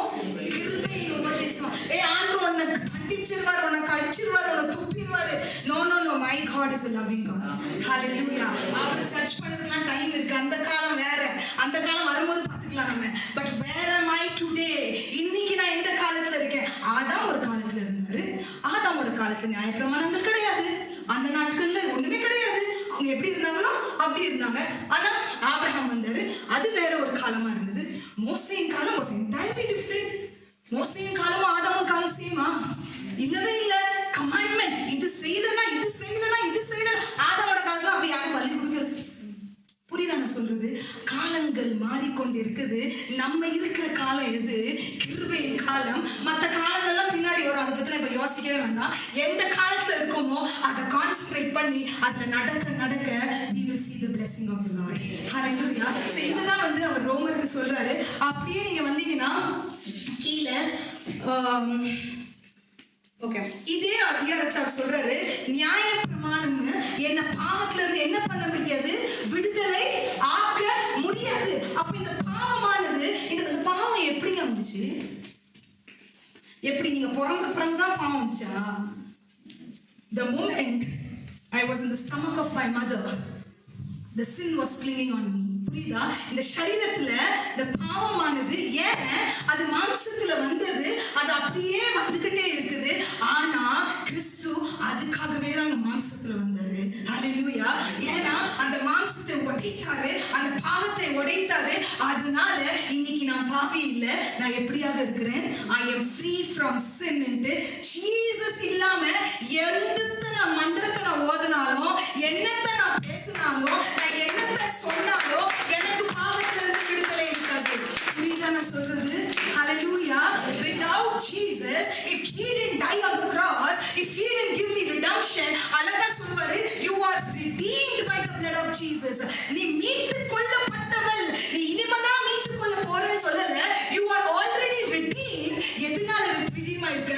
By the blood of Jesus. So when you believe that, you are made perfect through Christ. Hallelujah. அதான் அவர் சொல்றாரு, வேற எதுவுமே உன்னை என்ன பண்ணாது? பாவத்துல இருந்து விடுதலை ஆக்கும். 25வது வசனம். நிர்பந்தமான மனுஷன் நான், இந்த மரண சரீரத்தினின்று யார் என்னை விடுதலையாக்குவார்? என்னவா, எப்படிப்பட்ட மனுஷன்னா, என்னை யாருப்பா விடுதலை ஆக்க முடியும்? என்ன மந்திரம் விடுதலை ஆக்க முடியுமா? நியாயப்பிரமாணம் விடுதலை ஆக்க முடியுமா? ஆனா எது என்ன விடுதலை ஆக்கும்? 25 அவர் சொல்றாரு, I thank God through Jesus Christ our Lord. Hallelujah. நான் என்ன செய்றேன்? கர்த்தருக்கு நான் நன்றி செலுத்துறேன். நான் யாரால மட்டும்தான் விடுதலை ஆக முடியும்? இயேசு கிறிஸ்துவில் மாத்திரம் தான் நான் என்ன செய்ய முடியும்? நான் விடுதலை ஆக்க முடியும் என்று சொல்லிட்டு ரொம்ப தெளிவாக இந்த எல்லா வசனமும் புதிய ஏற்பாடுல every verse as a revelation. எல்லா புதிய ஏற்பாடுல எல்லாம் பைபிள்லே எல்லா word as a revelation. But ஒவ்வொரு வசனத்திலையும் அவ்வளோ அழகா ஜீசஸை பத்தி எக்ஸ்பிளைன் பண்ணி அந்த ஆங்கிளோட நீங்க ரீடு பண்ணும்போது, கிருபையை தெரிஞ்சுக்கிட்டு பைபிளை வாசிக்கும் போது அதோட வெளிப்பாடே வேற இருக்கும். புரியுதா உங்களுக்கு? பைபிள்ல எல்லாரும் சொல்லுவாங்க, நான் வாசிக்கிறேன். ஆனா என்ன வெளிப்பாடோட வாசிக்கிறோம், என்ன மைண்டோட வாசிக்கிறோம், that is very important. இந்த கிருபையை தெரிஞ்ச பிறகு அந்த வசனத்தை பார்க்கிற நோக்கமே வேற மாதிரி இருக்கும். ஆவியானவர் அப்படியே சொல்லி கொடுப்பாரு, வெளிப்பாடுகள் வந்து கொண்டே இருக்கும், பேசிக்கொண்டே இருப்பாரு. ஏன்னா இங்க எப்படி இருக்குது? சரியாக இருக்குது. இந்த மைண்ட் தான் சரியா ஆகணுங்கிறதுக்காகவே ரோமர் 8ஆம் அதிகாரத்தை யார் எழுதியிருக்கா? பவுல் எழுதியிருக்காரு. வெரி வெரி பவர்ஃபுல் பேசேஜ்னு சொல்லலாம். இந்த வசனங்கள் பார்த்தீங்கன்னா அவருக்கு எல்லாத்துலயும் அதுல என்ன செய்யுது? அவர் வேற பெரிய பெரிய பாவம் அப்படிலாம் எதுவுமே சொல்ல மாட்டாரு. ஒன்னே ஒண்ணு மட்டும் தான் சொல்லிக்கிட்டே இருப்பாரு. your mind spiritual mind and carnal mind. மாம்சத்தின் சிந்தையும் ஆவியின் சிந்தையும். மாம்சத்தின் சிந்தை அப்ப ஆவியின் மாம்சத்தின் சிந்தைனா என்னது? What is the flesh thought? இவ்வளவு நேரம் நான் சொல்லிக்கிட்டு இருந்தேன், அதான் flesh thought. When you still think நான் நியாய பிரமாணங்கள்ல தான் இருக்கிறேன் அப்படின்னா உன் சிந்தனை இன்னும் எப்படி இருக்குது? நீ இன்னும் மாம்சத்தின் சிந்தனை, உன் சிந்தனை இன்னும் விடுதலை ஆகல. But when you think Jesus is there for me, நீ ஆவியின் சிந்தனைக்குரியவனாகிற. Hallelujah. Your walk will be different, your talk will be different, your speech will be different because the Holy Spirit will move with you. Hallelujah. அவர் அதுதாங்க the mind, the spiritual mind. ரொம்ப அழகா இதுல போட்டிருப்பாங்க. 8ஆம் அதிகாரம் 3வது வசனம் வாசிங்க. மாம்சத்தினாலே பலவீனமாயிருந்த நியாயப்பிரமாணம் செய்யக்கூடாததை தேவனே செய்யும்படிக்கு தம்முடைய குமாரனை பாவ மாம்சத்தின் சாயலாகவும் பாவத்தை போக்கும் பலியாகவும் அனுப்பி மாம்சத்திலே பாவத்தை ஆக்கினைக்குள்ளாக தீர்த்தார். எது செய்யக்கூடாதது யாரு செஞ்சா? நியாயப்பிரமாணங்கள் செய்ய முடியல. அத்தனை கூட தலையில நின்னாலும் அதால முடியல. ஆனா ஏன்னா நியாயப்பிரமாணம் என்ன பண்ணிட்டு இருக்கோம் தெரியுமா? கண்டம் பண்ணிக்கிட்டே இருக்கும், குற்றப்படுத்திக்கிட்டே இருக்கும். ஓகேயா, நீ சரியில்லை பார், ஒன்னு சரிப்படுத்திக்கோ. ரொம்ப முன்னாடி இவ்வளோ விஷயம் சொல்றேன். Like when I was a born Christian சொல்லலாம். when I don't know, இதெல்லாம் தெரியாதப்போ ஏதாவது நம்ம யார்கிட்டயாவது கேட்டோம்னா எப்படி பரிசுத்தமா வாழணும், அப்படியா? உன்னை டெய்லி நீ ஆராய்ச்சி பார்த்துக்கிட்டே இரு, உன்னை டெய்லி அனலைஸ் பண்ணிக்கிட்டே இரு. நீ இன்னைக்கு இது பண்ணிருக்கியா, நீ அன்னைக்கு இது பண்ணிருக்கியா, சரி ஆராய்ச்சி பார்த்து என்ன பண்ணணும், அதை நீ ஒப்பு கொடுத்து எவ்வளவுதான் ஏன் ஆராய்ச்சி பார்க்கறது, எவ்வளவுதான் ஒப்பு கொடுத்து, சரி ஒப்பு கொடுத்துட்டு என்ன பண்ணணும்? ரூல்ஸ் மேல ரூல்ஸ், இது நீ செய்யலன்னா இதாயிரும். இதுதாங்க நியாயப்பிரமாணம் குற்றப்படுத்தும். புரியுதா உங்களுக்கு? பட் அண்ணா சிலுவை என்ன பண்ணும் தெரியுமா? அவரு கிருபை என்ன பண்ணுச்சு? தானே என்ன பண்ணிட்டாரு? குற்றவாளியா மாறினாரு. ஏன்னா நானும் நீங்களும் குற்றம் சாட்டக்கூடாது என்று. ஹல்லேலூயா. புரியுதா? யாராவது இன்னைக்கு நீ பெரிய பாவின்னு சொன்னீங்கன்னா சிரிச்சுக்கிட்டே போங்க. இயேசு ஆல்ரெடி என் பாவத்தை எடுத்துட்டாரு. ஹல்லேலூயா. ஏன்னா எனக்கு இதெல்லாம் புரியுதுக்கு எத்தனை வருஷம் ஆச்சு தெரியுமா? இந்த உபதேசங்கள் புரியுதுக்கு. ஏன்னா நான் ஊழியத்தின் பாதையில் நடக்கும்போது என்ன பாவின்னு சொன்னவர்கள் உண்டு, உனக்கு அழைப்பு இருக்கான்னு ஏளனமா பேசினவங்க உண்டு, பிளாட்ஃபார்ம்ல இருந்து என்ன தூக்கி போட்டவங்க உண்டு. இன்னைக்கு நான் இப்படி நிக்கிறேன்னா இட் இஸ் நாட் ஈஸி. இந்த மைக் என் கையில வர்றதுக்கு போன பாதைகள் எத்தனை தெரியுமா? அந்த பாதைகள் எல்லாம் இன்னைக்கு நான் உருவாக்கினது. ஹல்லேலூயா. பெரிய பெரிய ஊழியக்காரப்பா மாஸ்டர்ஸ் இருப்பாங்க. இது என்ன சின்ன பொண்ணு இப்படி பேசுது, இது என்ன சின்ன. எத்தனை நாட்கள் ஆண்டோட சமூகத்துல நான் கதறின நாட்கள் உண்டு. Lord when will I speak your word, Lord? உங்க வார்த்தையை நான் தேசங்களுக்கு கொண்டு போகணும், ஆனா என்னை தூக்கி போடுறாங்க ஆண்டவரே. என்னை யூஸ் பண்ணி ரோட்ல போடுறாங்க ஆண்டவரே. என்னை யாருமே மதிக்கிறதே இல்லை ஆண்டவரே. But Lord, the Holy Spirit is in me. You will take me Lord. You will take me Lord. அப்பதான் ஆண்டவர் இந்த கிருபையின் உபதேசத்தை கற்றுக் கொடுத்தாரு எனக்கு. அப்படிப்பட்ட தேவ மனுஷன் கண்டர்ல எனக்கு போட்டாரு. கிருபையை கேட்க கேட்க automatically the anointing started manifesting. Hallelujah. The anointing started. நான் எதுவுமே செய்யல, அவர் செஞ்சு கொண்டிருக்கிறாரு. நான் ஒண்ணுமே கிடையாது.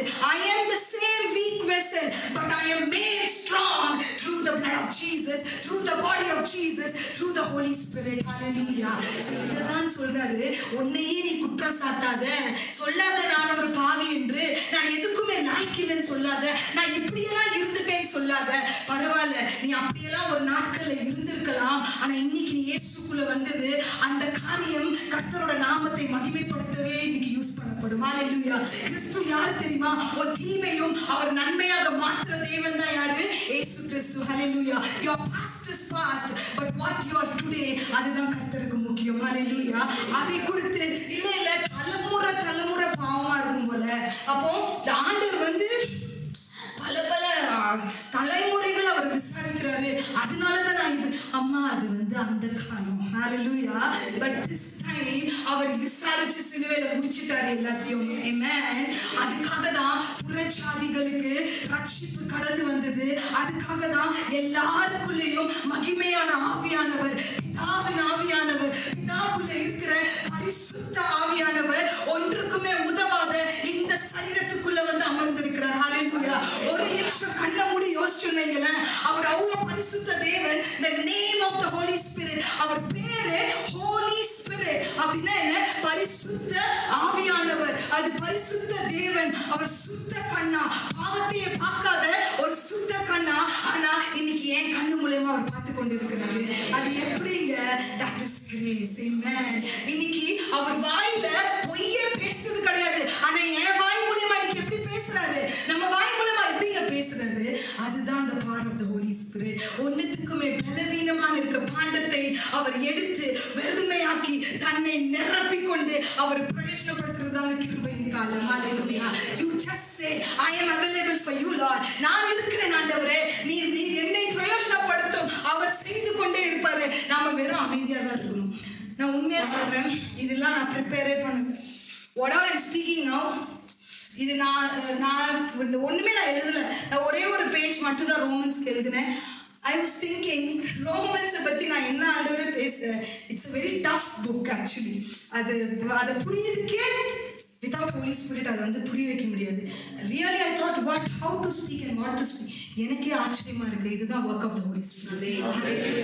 When he is speaking, நானே கேட்டுக்கொண்டிருக்கிறேன். ஹalleluya. நானே கற்றுக்கொண்டிருக்கிறேன். இங்க இருந்து வர்றது எனக்கே புதுசா இருக்குது. புரியுதா உங்களுக்கு? He is speaking and I am listening. அது முதல்ல எனக்கு, அப்புறம் இங்க போகும். புரியுதா உங்களுக்கு? I am listening. நானும் ரிசீவ் பண்ணி கொண்டிருக்கிறேன். நீங்களும் என்ன பண்ணிட்டு இருக்கீங்க? அதுதான் பரிசுத்த ஆவி. Hallelujah. Only say I am available and he will start talking. He will start teaching. அதுக்காக தான் அவரே பாவசாயலாகி அவர் குற்றமானார். ஏன்னா நானும் நீயும் யாருமே நம்ம என்ன பண்ண முடியாது? குற்றவாளியா பண்ண முடியாது. இன்னைக்கு நிறைய பேர் சிந்தனையில நான் பாவி, எத்தனை வாலிப பிள்ளைங்க சூசைட் பண்ண போறாங்க தெரியுமா? only for the thought I am not eligible to live in this world. நான் ரொம்ப பெரிய பாவம் பண்ணிட்டேன். நான் ரொம்ப ஏன் தெரியுமா நம்மளாம் இங்க உட்கார்ந்து இருக்கோம்? அந்த மாதிரி பிள்ளைங்களை தூக்கி எழுப்பதுக்காக. ஹalleluya. அப்படிப்பட்டு வறண்டு போயிருக்க பிள்ளைங்க அவங்க சிந்தனையை மாற்றுறதுக்கு தான் இந்த கிருபையின் உபதேசம். ஹalleluya. இயேசுவை பேசும்போது அவன் சிந்தனையில விடுதலை ஆகும்போது அவனும் ஒரு பெரிய ஊழியக்காரனாக கர்த்தரை உபயோகப்படுத்துவார். ஹalleluya. இப்போ இந்த 8ஆம் அதிகாரத்துல நீங்க பாத்தீங்கன்னா அவர் வந்து மைண்ட பத்தி பேசுவாரு. 6வது வசனம், மாம்ச சிந்தை மரணம், ஆவியின் சிந்தையோ ஜீவனும் சமாதானமுமாம். மாம்ச சிந்தனை என்னமா? மரணம். அது செத்து சாவுக்கு தான் என்ன பண்ணும்? கொண்டு போவோம். ஆனா ஆவியின் சிந்தனை எது? ஜீவனும். அப்ப மாம்ச சிந்தனை என்னத்தான் பேசுறாரு இவரு? இவ்வளவு நேரம் நான் எக்ஸ்பிளைன் பண்ணதுதான் மாம்ச சிந்தனை. What is the thoughts of flesh? நான் பாவி, ஐயோ நான் வியாதி உள்ளவன், ஐயோ டாக்டர் ரிப்போர்ட் இப்படி வந்துட்டு, ஐயோ அதான் மாம்ச சிந்தனை. when you say ஐயோ இப்படியா, ஐயோ அப்படியா, இப்படி இருக்கணும், இப்படி இருந்தாதான் இது கிளியர் ஆகும், ஐயோ இந்த 4 டேப்லெட் திங்கலனா இது போவே, சிந்தனை. புரியுதா உங்களுக்கு? ஆவியின் சிந்தனை என்ன? I am healed in the blood of Jesus. I am healed by the stripes of Jesus. இதுதான் என்னது? ஆவியின் சிந்தனை. இது புரிஞ்சுக்கிட்டா நம்ம பிரேயர் பேட்டர்னே சேஞ்ச் ஆயிடும். புரியுதா? நம்ம வந்து பிரேயர்னா எல்லாரும் நினைச்சிட்டு இருக்காங்க, ஆண்டவர்ட்ட நான் பிச்சை கேட்கணும் அப்படியே, லார்ட் கிவ் மீ, லார்ட். நான் அப்படிதான் இருந்தேன் ஒரு காலத்துல, Lord give me, Lord do this, Lord do that அப்படின்னு. But what is prayer? The authority is in your tongue. Hallelujah. Hallelujah. One word. In the name of Jesus, I declare it. Hallelujah. In the name of Jesus, I receive it. Hallelujah. நான் பேசுகிறேன் இயேசுவின் நாமத்திலே, இது நடக்கணும் ஆண்டவரே. In the name of Jesus நடக்கும். Hallelujah. ஒரு வேணுமா ஏதாவது? நான் இயேசுவின் நாமத்திலே நான் பெற்றுக்கொள்ளுகிறேன். நீ சுதந்திரத்துக் கொள்ளு. அதுக்கு தான் அவர் உன்னை குமாரன் குமாரத்தின்னு அழைச்சிருக்காரு. Hallelujah. ஏன்னா அம்மா அப்பாவோட சொத்தெல்லாம் யாருக்கு வரும்? பிள்ளை தாம்பிள்ளைக்கு வரும், அடுத்த வீட்டு பிள்ளைக்கு போவாங்க. அடுத்த வீட்டு பிள்ளைங்க தருவாரு அவரு. தான் பிள்ளைக்கு தான் என்ன பண்ணுவாங்க? அம்மா அப்பா கொடுப்பாங்க. அம்மா அப்பா சொத்தே தான் பிள்ளைக்கு கொடுக்கும்போது அவர் தான் அதிகாரத்தை கொடுக்க மாட்டாரா? Hallelujah. authority what he had. கர்த்தர் எங்கேயாவது ஆனா அவர் ஜெபம், அதுக்காக நான் இது சொல்ல வரல நம்ம பிரேயரே பண்ணக்கூடாதுன்ட்டு. the pattern of prayer, the pattern of prayer. ஏன்னா asking கேட்டோட அது காட்டிலும் அதிகாரத்தை பிரயோஜனப்படும் போது நம்ம 4 மணி நேரம் கூட ப்ரே பண்ணலாம், 5 மணி நேரம் கூட ப்ரே பண்ணலாம். ஆனா அந்த பிரேயர்ல கம்ப்ளைண்ட் இருக்காது, அந்த பிரேயர்ல உறவு இருக்கும். புரியுதா உங்களுக்கு? ரிலேஷன்ஷிப் இருக்கும். ஓ மை காட், நீர் எவ்வளவு நல்லவர் ஆண்டவரே, நீர் எவ்வளவு வல்லவர் ஆண்டவரே. ஏன்னா அவர் தன்னை வெளிப்படுத்திக்கிட்டே இருப்பாரு. என்ன பார், என் கிருபையை பார், என்னை பார், என் கிருபையை பார். சமூகத்துல இருந்து எந்திரிச்சு வரவே தோணாது. கம்ப்ளைண்ட் எல்லாம் வாயை மூடிடும். ஆனா என்ன ஆயிரும்? அங்க ரிலேஷன்ஷிப் will start. வேதம் வந்து மார்த்தாவும் மரியாதையும் பத்தி ஒரு 2 விமென்ஸை பத்தி அழகா வேதம் டிஸ்கிரைப் பண்ணுது. அவங்க வீட்டுல யாரு போய் உட்கார்ந்துருக்காரு? ராஜாதி ராஜா இயேசு கிறிஸ்து ஜம்முன்னு போய் சேர்ல உட்கார்ந்துருக்காங்க. இப்ப அந்த இடத்துல 2 பேர் இருக்காங்க. யார் இருக்கா? மார்த்தாவும் இருக்கா, மரியாளும் இருக்கிறாங்க. 2 are women. 2 பேருக்கும் என்ன இருக்கு தெரியுமா? வாஞ்சை இருக்கு. என்ன வாஞ்சை இருக்கு?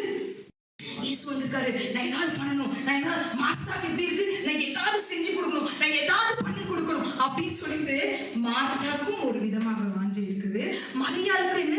ஓ மை காட், என் நேசர் வந்திருக்காரு, நான் என்ன செய்யணும்? இவரோட பாதத்துல நான் என்ன செய்யணும்? உட்காந்து. அந்த வாஞ்சியோட டிஃபரன்ஸ் தெரியுது உங்களுக்கு?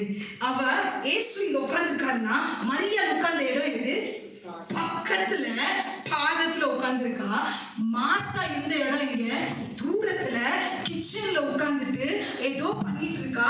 அவளோட வாயின் அறிக்கை பாத்தீங்களா? ஓ ஆண்டவரே, கம்ப்ளைண்ட். ஏன் நான் மட்டும் தான் இதை செய்யணுமா?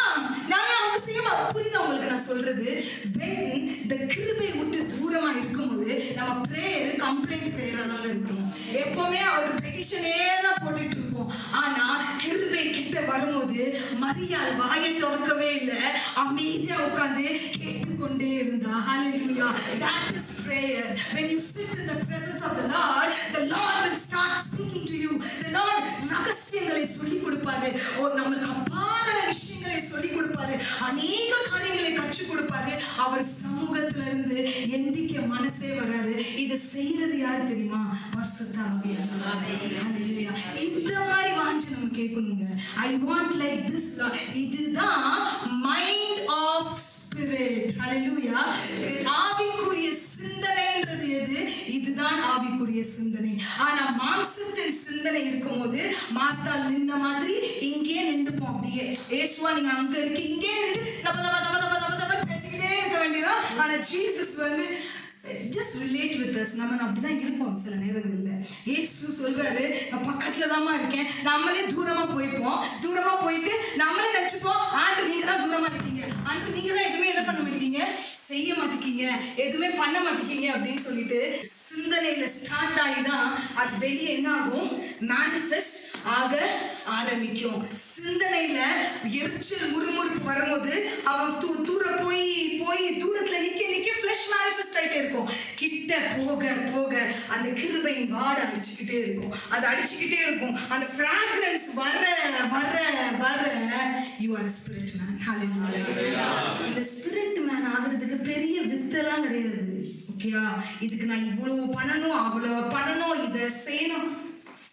The right thinking will make you a spirit man. Hallelujah.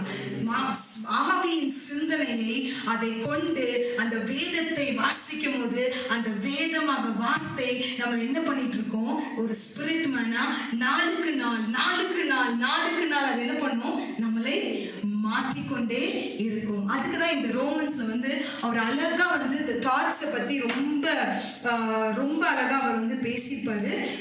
11வது வசனம் யாராவது வாசிங்க. அன்றியும் இயேசுவை மரித்தோரிலிருந்து எழுப்பினவருடைய ஆவி உங்களில் வாசமாயிருந்தால் கிறிஸ்துவை மரித்தோரிலிருந்து எழுப்பினவர் உங்களில் வாசமாயிருக்கிற தம்முடைய ஆவியினாலே சாவுக்கு ஏதுவான உங்கள் சரீரங்களையும் உயிர்ப்பிப்பார். ஹalleluya. நம்மளுக்குள்ள எந்த ஆவி இருக்கு? கிறிஸ்து இயேசுவை எழுப்பின ஆவி இருக்கான். எவ்வளவு பெரிய பாக்கியம். என்னைக்காவது யோசிக்கிறோமா? ஜீசஸ் ரிசரக்ட் பண்ண பவர் எனக்கும் உங்களுக்குள்ள இருக்கு. ஹalleluya. அப்படின்னா அந்த பவர் இருக்கு நம்பும்போது செத்த சிந்தனை இங்க இருக்கவே இருக்காது. புரியுதா? அவிஸ்வாசமான சிந்தனை இங்க இருக்கவே முடியாது. ஏன்னா you know I have the resurrected power of Jesus. Hallelujah. Pavul எப்படி இப்படி எழுத முடிஞ்சது? அத்தனை உபத்திரவங்கள் மத்தியிலும் அத்தனை பாடுகள் மத்தியிலும் அவர் எப்படி எப்பவுமே குதிச்சுக்கிட்டே இருக்கிறாரு, எப்பவுமே சந்தோஷமா இருக்கிறாரு? Because he know I'm carrying the resurrected power of Jesus. Hallelujah. எனக்குள்ள இருக்க வாசமா இருக்கிற ஆவியானவர் ஒரு சாதாரண ஆவியானவர் இல்ல. அவர் எப்பேற்பட்ட ஆவியானவரா? அவரு கிறிஸ்துவை உயிர்த்தெழ வைத்த அதே ஆவியானவர் எனக்குள்ள இருக்கிறார். அப்ப நம்மளை எப்படிங்க அவர் வந்து படுத்து நீ பாவத்துல இருக்கேன், நான் பாவத்துல இருக்கேன். How can we be like that? புரியுதா? It is the thoughts. அதுக்கு அடுத்த வசனம் வாசிக்கலாம். 12-13 வாசிங்க. ஆகையால் சகோதரரே, மாம்சத்தின்படி பிழைப்பதற்கு நாம் மாம்சத்துக்கு கடனாளிகள் அல்ல. மாம்சத்தின்படி பிழைத்தால் சாவீர்கள், ஆவியினாலே சரீரத்தின் செய்கைகளை அழித்தால் பிழைப்பீர்கள். என்ன சொல்றாரு? மாம்சத்தின்படி இருந்தா என்ன ஆகும்? சாவீங்க. உன் சிந்தனை மாம்சத்துல இருக்கும்போது அது என்ன பண்ணும்? It will take you to death. இதுதான் நியாயப்பிரமாணம் பண்ணுச்சு. புரியுதா உங்களுக்கு? நியாயப்பிரமாணம் என்ன பண்ணுச்சு? நீ இதை செய்யலையா, நீ இப்படி செய்யலையா, ஐயோ நீ இப்படி பண்ணியா, ஐயோ நீ செத்தவனை தொட்டுட்டியா, நீ இப்படி பண்ணிட்டியா, போ உனக்கு இது, உனக்கு மரணம், நீ இப்ப லாய்க்கு இல்ல, நீ தகுதி இல்ல, நீ இதெல்லாம் பண்ணிட்டு வா. அப்ப இது என்னது? மாம்சத்தின் சிந்தனை எங்க கொண்டு போகும்? மரணத்துக்கு கொண்டு போகும். ஆனா ஆவியின் சிந்தனை எது தெரியுமா?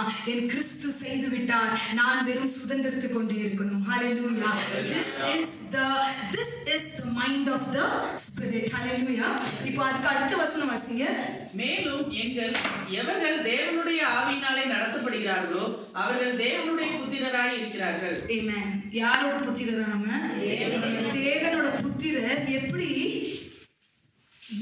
எவர்கள் தேவனுடைய ஆவியினால் நடத்தப்படுகிறார்களோ. அது நடத்தப்படணும்னா என்னது? எப்படி நம்ம நடத்தப்படுவோம்? யார் நடத்துவாது? பரிசுத்த ஆவியானவர். சோ நமக்குள்ள அவர் இருக்கிறாரே. நம்ம யாரோட காட்? யாரோட sons of God, daughter of God. அப்ப பிசாசு எப்படிமா தொட முடியும்? பிசாசு எப்படி இவன் சேவையில வச்சுட்டான், இவன் பண்ணதுனாலதான் வீட்டுல என்ன வந்துச்சு இப்ப? ஐயோ அவங்கள பில்லி சூனியம் வச்சுட்டாங்க. அம்மா நீ அவரோட பிள்ளை எந்த சூனியமும் தொட முடியாது. ஹalleluya. It was powerless before Jesus because இயேசு வசனம் சொல்லுது அவர் என்ன பண்ணாரா? பிசாசின் தலையை நசுக்கி விட்டார். நசுக்கி விட்டதோட விடல, இதே அதிகாரத்தை நான் என்ன செய்கிறேன், நான் உனக்கும் தருகிறேன் என்று அவர் பேதுருக்கு அப்போவே அந்த திறவுகோலை கொடுத்தார். ஹalleluya. அவர் பேதுருக்கு கொடுக்கிறாருன்னா நம்ம கொடுக்கிறதுக்கு ஏமாத்துறாங்க. we are the children of authority. நம்மளுக்கு அண்டர்ல தான் என்ன இருக்குது? நம்மளுக்கு அண்டர்ல தான் பிசாசு கிடக்கான். காலுக்கு கடியில தான் எல்லாமே கிடக்குது. புரியுதா உங்களுக்கு? வார்த்தையை எப்படி புரிஞ்சுக்கிறதுன்னு தான் முக்கியம். ஒரே ஒரு எக்ஸாம்பிள் சொல்றேன். நோவாவோட பேரில் எல்லாரும் டிராவல் பண்ணாங்க. எத்தனை பேர் டிராவல் பண்ணாங்க? 8 பேர் டிராவல் பண்ணாங்க. கூட வேற யாரெல்லாம் இருந்தா? மிருகங்கள்லாம் இருந்துச்சு. ஓகேயா? மழை வந்துட்டு வெள்ளம் வருது, போய்கிட்டே இருக்குது. பேல இங்க இருந்த பேல மழை பெய்ய பெய்ய பெய்ய பெய்ய என்ன பண்ணுச்சு, மேல மேல மேல போச்சு. ஒரே தண்ணி தான், சேம் வாட்டர், பேலைய மட்டும் மேல தூக்குச்சு, மத்தவனெல்லாம் அழிச்சுக்கிட்டே இருந்தது. புரியுதா உங்களுக்கு? What I'm saying? The same water was holding what? The நோவையும் குடும்பத்தையும் ஹோல்ட் பண்ணி மேல வச்சிருக்கு. அதே தண்ணி என்ன பண்ணுச்சு, கீழே அழித்து கொண்டு இருக்குது. வார்த்தை எது தெரியுமாங்க? தண்ணி எதை குறிக்குது தெரியுமா? ஆண்டவரோட வார்த்தை. ஹல்லேலூயா. நீ கிருபையை, அந்த வார்த்தையிலிருந்து நீ கிருபையை எடுத்துக்கொண்டே இருந்தா நீ மேல தூக்கி வச்சுக்கிட்டே தான். You will experience the glorious things.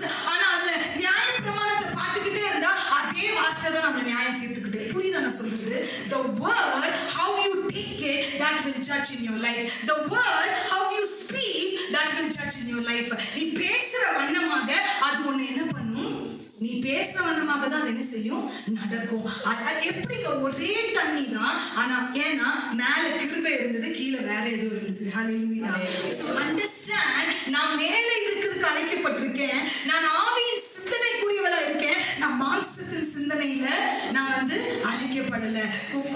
ஒரு வாலிப பிள்ளைகளை பார்க்கும்போது இதை செய்யாத, அதை செய்யாத, இது டோன்ட் சே, எதை செய்யாத, எதை செய்யணும்னு சொன்னாலே போதும், ஆட்டோமேட்டிக்கா அவன் வெளியே வந்துருவான். ஹல்லேலூயா.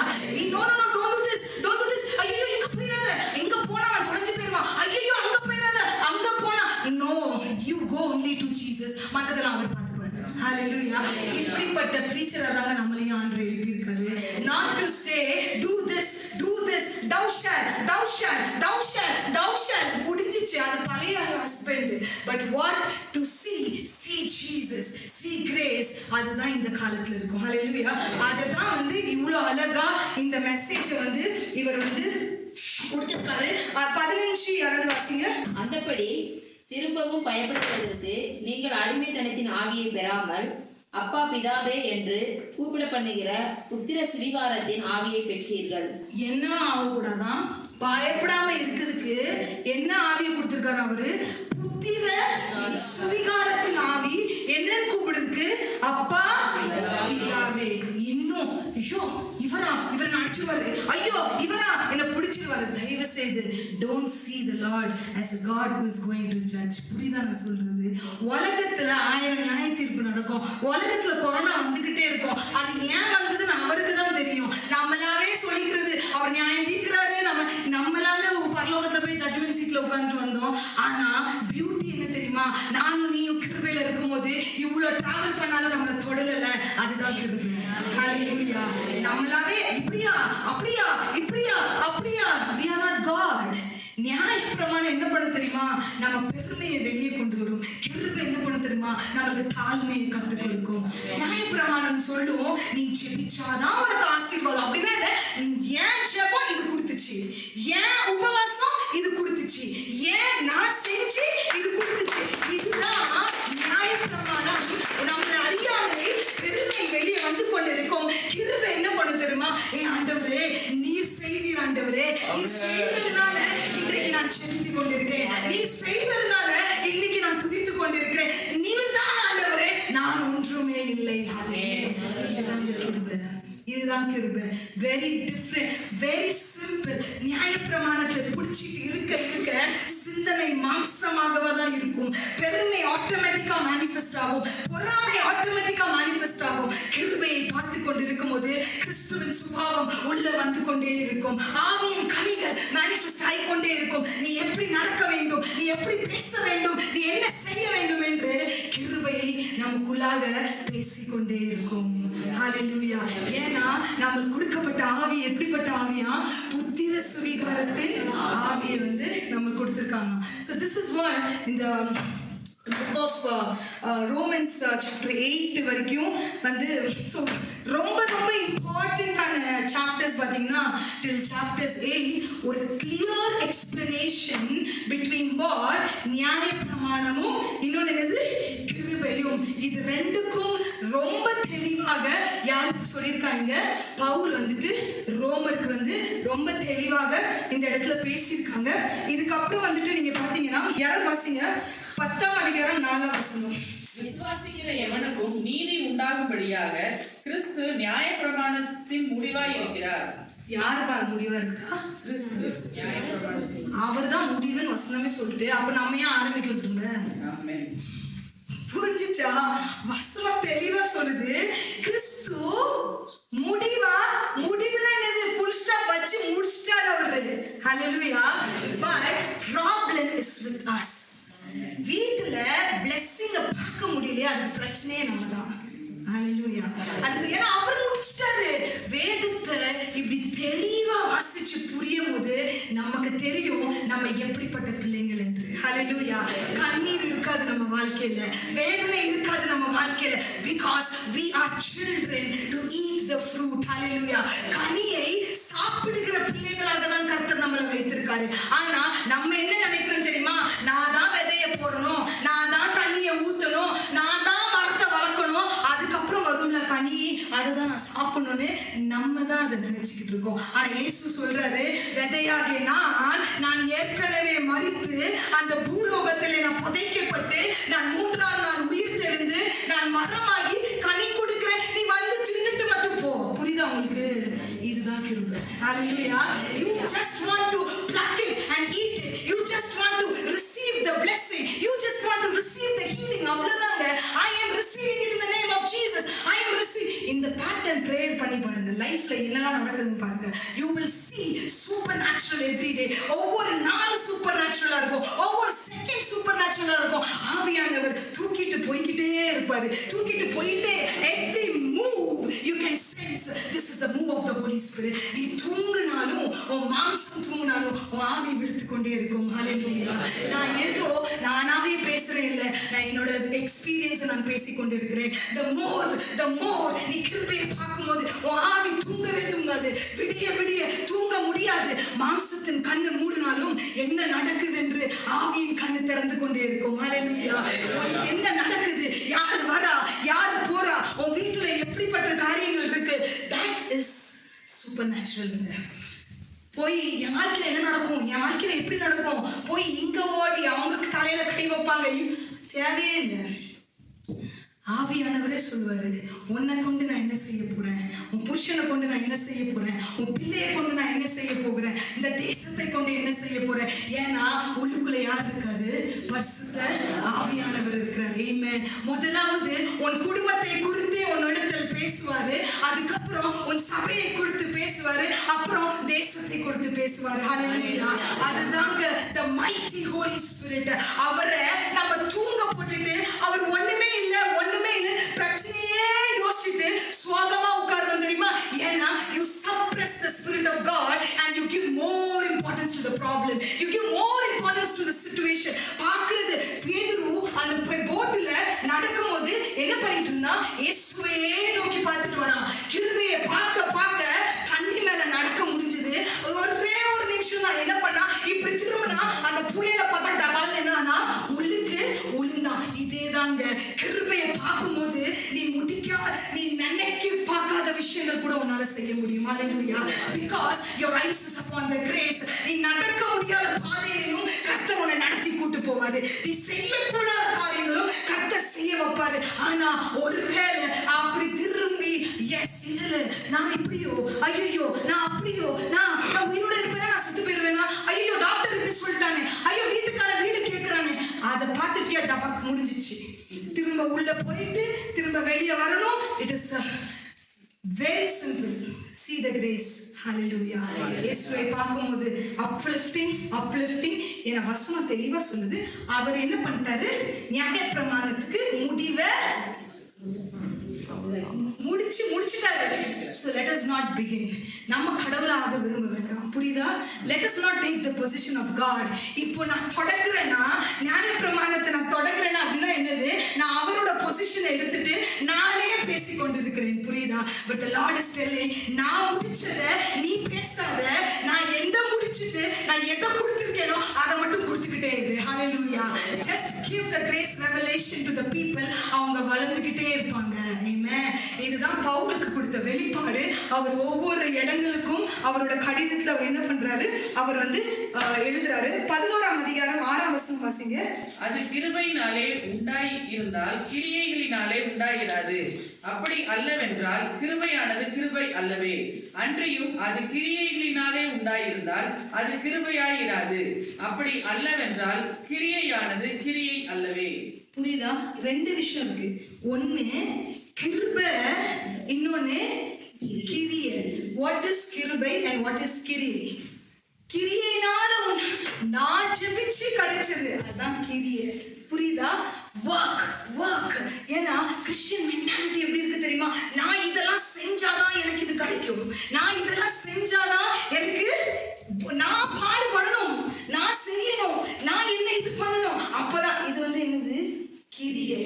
கிரியையும் கிருபையும் என்ன பண்ணாதான் சேர முடியாது. கிரியை அது கிரியையாக இருக்கும். ஆனா கிருபை ஆண்டவர் ஷார்ட் ரூட் கொடுத்துட்டாரு. அம்மா நீ கிருபையை மட்டும் பாரு, நீ ஒண்ணுமே செய்ய வேண்டாம், நான் சப்ளை பண்ணிக்கிட்டே இருப்பேன், நீ புடிச்சுக்கிட்டே இரு. இதுதான் கிருபை. ஹல்லேலூயா. ஆனா கிரியை நம்ம என்ன நினைக்கிறோம், நான் செய்யணும். ஐயோ நான் வந்து இன்னைக்கு தசம பாகம் கொடுக்கலன்னா ஆர்டர் அடிச்சுட்டு வரணும்ல, ஐயோ வீட்டுல சாபம் வந்துடும் போல நம்மளுக்கு, இந்த மாசம் நம்ம கொடுக்கலன்னா இருக்கிற பணத்தை நான் கொடுத்துதான் அவர் வாழ்றாரா? கிருபை என்ன பண்ணும் தெரியுமா? என்னை ஆசீர்வதித்திரு ஆண்டவரே, நீ கொடுத்தது நான் ஒரு நன்றியாக உங்களுக்கு கொடுக்கிறேன், உங்களுடைய கிருபை. நான் இதான் கிருபை. ஆனா கிரியை என்ன தெரியுமா? ஐயோ கொடுக்கலன்னா அவர் இந்த மாசம் சம்பளம் வராது எனக்கு. இதுதான் என்னது? புரிஞ்சுதா உங்களுக்கு கிரியைக்கும் கிருபைக்குள்ள வித்தியாசம்? ஆனா நம்ம கிருபை we have to practice in day to day life. இதுதான் 11ஆம் அதிகாரத்திலிருந்து 16ஆம் அதிகாரத்துல வரைக்கும் அவர் போட்டிருப்பாரு. கிருபை இருக்க when you practice in the day to day life, wow, நம்மள மாதிரி சூப்பர் நேச்சுரல் யாருமே கிடையாது. ஹல்லேலூயா. அப்படி every day you can see supernatural. every second பரலோகமே நம்ம வீட்ல தாங்க இருக்கும். ஹல்லேலூயா. angels will sit beside you.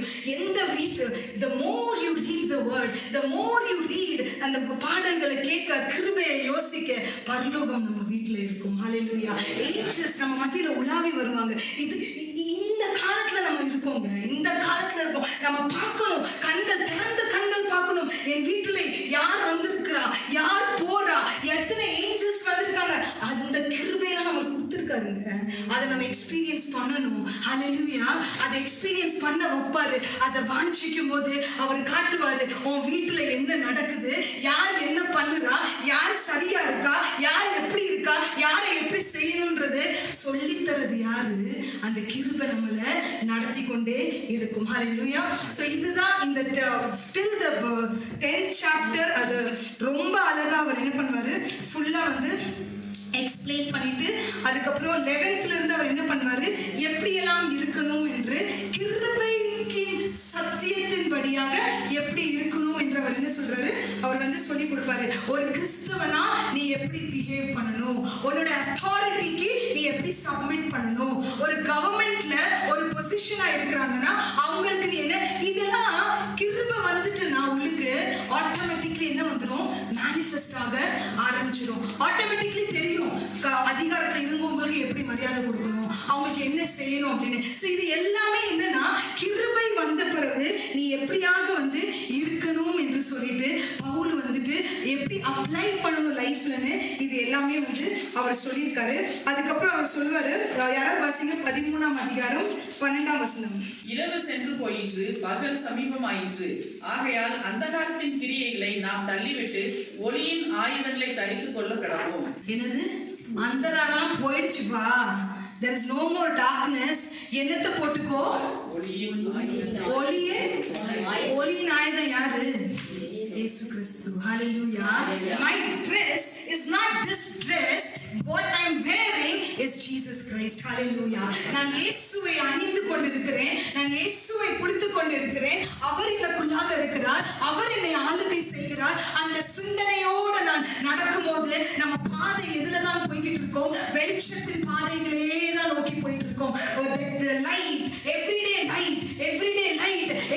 உன்னோட பாதை பரலோகத்துக்கு நேராகவே என்ன பண்ணிட்டு இருக்கோம்? கிட்ட சேர்ந்துகிட்டே இருக்கும். பட் when என்ன யோசிக்கும்? இன்னும் நான் இருள தான் இருக்கிறேன், இன்னும் நான் பாவத்துல தான் இருக்கிறேன், இன்னும் வியாதி என்ன தொட முடியும். நோ நோ நோ, இந்த சரீரம் யார் ஆளுகை செய்கிறார்? I have the armor of light.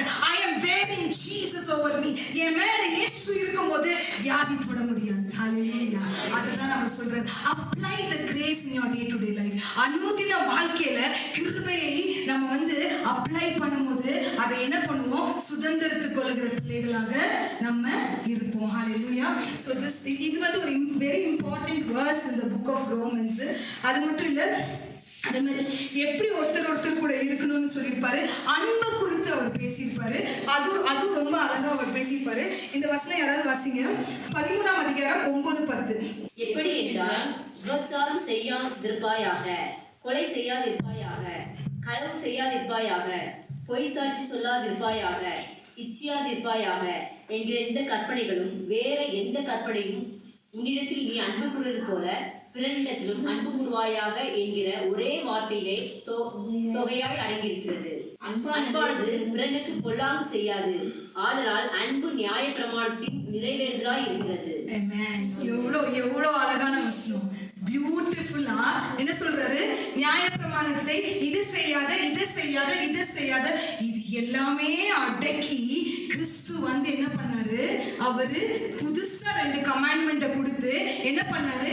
நியாய பிரமாணத்தை வாட்சி கேட்டுனாரு. நியாய பிரமாணம் எழுதப்பட்டது எதுல? 2 கல்லுல எழுதப்பட்டது. புரியுதா உங்களுக்கு? அந்த கல்லு ஆனா கிறிஸ்துவாக்கிய the real stone, the real rock என்ன பண்ணுச்சு? அந்த லாவை அவர் சரீரம் உடைக்கும் போது அந்த நியாய பிரமாணத்தை அவர் உடைச்சிட்டாரு. உடைச்சி உள்ளுக்குள்ள இருந்து ஒரு மூலக்கல்லாக இயேசு கிறிஸ்து வந்தாரு. அதுதான் கிருபை. ஹalleluya. ஆனா இன்னும் அந்த 2 கல்லையே பார்த்துக்கிட்டு இருக்கும் போதுதான் நம்ம என்ன பண்ணுவோம்? விழுந்து விழுந்து விழுந்து எந்திக்கிறவங்களா இருப்போம். ஆனா மூலக்கல்லாகிய இயேசு கிறிஸ்துவை பார்க்கும்போது நம்ம எப்படிப்பட்டவர்களா இருப்போம்? சுதந்திரத்துக் கொள்ளுகிற பிள்ளைகளாக இருப்போம். ஹalleluya. இந்த வசனம் தெளிவாக சொல்லுறது, நியாயப்பிரமாணத்துக்கு அவர் முடிவு கட்டி எல்லா காரியங்களையும் அந்த வசனத்திலே கிளியரா போட்டிருக்கு. அதை முடிச்சு இப்ப என்னதான் வந்தது? அன்பு வருது. ஹalleluya. What is love? Jesus is love. Hallelujah. இயேசுவே அன்பா இருக்கிறாரு. அது முடிஞ்சிச்சுங்க. இந்த அன்பை மட்டும் பார்த்துக்கிட்டே இரு, உனக்கு எல்லாமே கிடைச்சிக்கிட்டே இருக்கும். Amen. Hallelujah. So this is what the book of Romans speaks about. அதுக்கப்புறம் அவர் எப்படி ஒருத்தர் கூட ஐக்கியமா இருக்கணும், எந்த மாதிரி ஒருத்தர் பர்டன்ஸை நம்ம ஷேர் பண்ணணும், ஒரு அந்த மாதிரி ரோமருக்கு ஏற்ற வண்ணமாக. So a complete book which clearly explains, ரொம்ப கிளியரா நியாயப்பிரமாணமும் கிருபைக்கும் வித்தியாசத்தை சொல்லி கொடுக்கிற ஒரு மேன்மையான புஸ்தகம். எந்த புஸ்தகம்? ரோமரின் புஸ்தகம். அது சபைகளுக்கு தெளிவான ஒரு உபதேசம் கிடைக்க வேண்டும் என்று பவுல் இந்த கடிதத்தை எழுதி ரோமரின் விசுவாசிகளுக்காக இது என்ன பண்ணாங்க? இதை அனுப்பப்பட்டாங்க. ஹல்லேலூயா. இஸ்ரவேலனுக்கு பாடகா காலத்துள்ளவன். இஸ்ரவேலன் யாரு? யூதனுக்கு ஒரு திமிர் இருக்கும். யூதனுக்கு என்கிட்ட தானே சாமி பேசினாரு, பூமியிலே என்னை மட்டும் தானே செலக்ட் பண்ணியிருக்காரு அப்படின்னு என்ன இருந்தது? எதுக்கு அவனுக்கு நியாயப்பிரமாணத்தை கொடுக்கணும் அப்படின்னு தெரியணும்ல. ஏன் அவன்கிட்ட போய் நியாயப்பிரமாணத்தை கொடுத்தாரு? அவனுக்கு என்ன இருந்தது? திமிரு இப்ப இருக்குது. நான் மட்டும் தான் எங்க போவோம்? வரலவா? நாங்க மட்டும் தான் எப்படி 1,44,000. அது மாதிரி யாருக்கு இருந்தது? இஸ்ரவேலர்களுக்கு ஒரு திமிரு இருந்துச்சு. இந்த திமிரு மற்றவங்களெல்லாம் அவங்கள பாதியாவே பார்ப்பாங்க, கண்ணை மட்டும் எப்படி பார்ப்பாங்க? நீதியாவே பார்ப்பானுங்க. நான் நீதிமானு, நான் யூதன்லா, நான் யூதன்லா, என்னைய நீ நினைச்சுப்படாத, பயக்கப்படாது, எனக்கு என்ன வாக்குறது தெரியுமில்ல அப்படிங்கிற அந்த எண்ணம் அவனுக்கு இருந்தது. இந்த எண்ணத்தை உடைச்சி பூமியில் உள்ள அத்தனை பேரையும் ஒரே வட்டத்துக்குள்ள கொண்டு வரணும்ல. அதுதான் அவனுக்கு நியாயப்பிரமாணத்தை கொடுத்தார். அவன் நியாயப்பிரமாணத்தை முயற்சி பண்ணி பாவத்தை பத்தி நல்லா தெரிஞ்சுட்டான். எப்படியவே ஆயிட்டான். பாவியாவே ஆயிட்டான். நாம எப்படிதான் இருக்க, நமக்கு நியாயப்பிரமாணம் தெரியாது, ஒண்ணும் தெரியாது.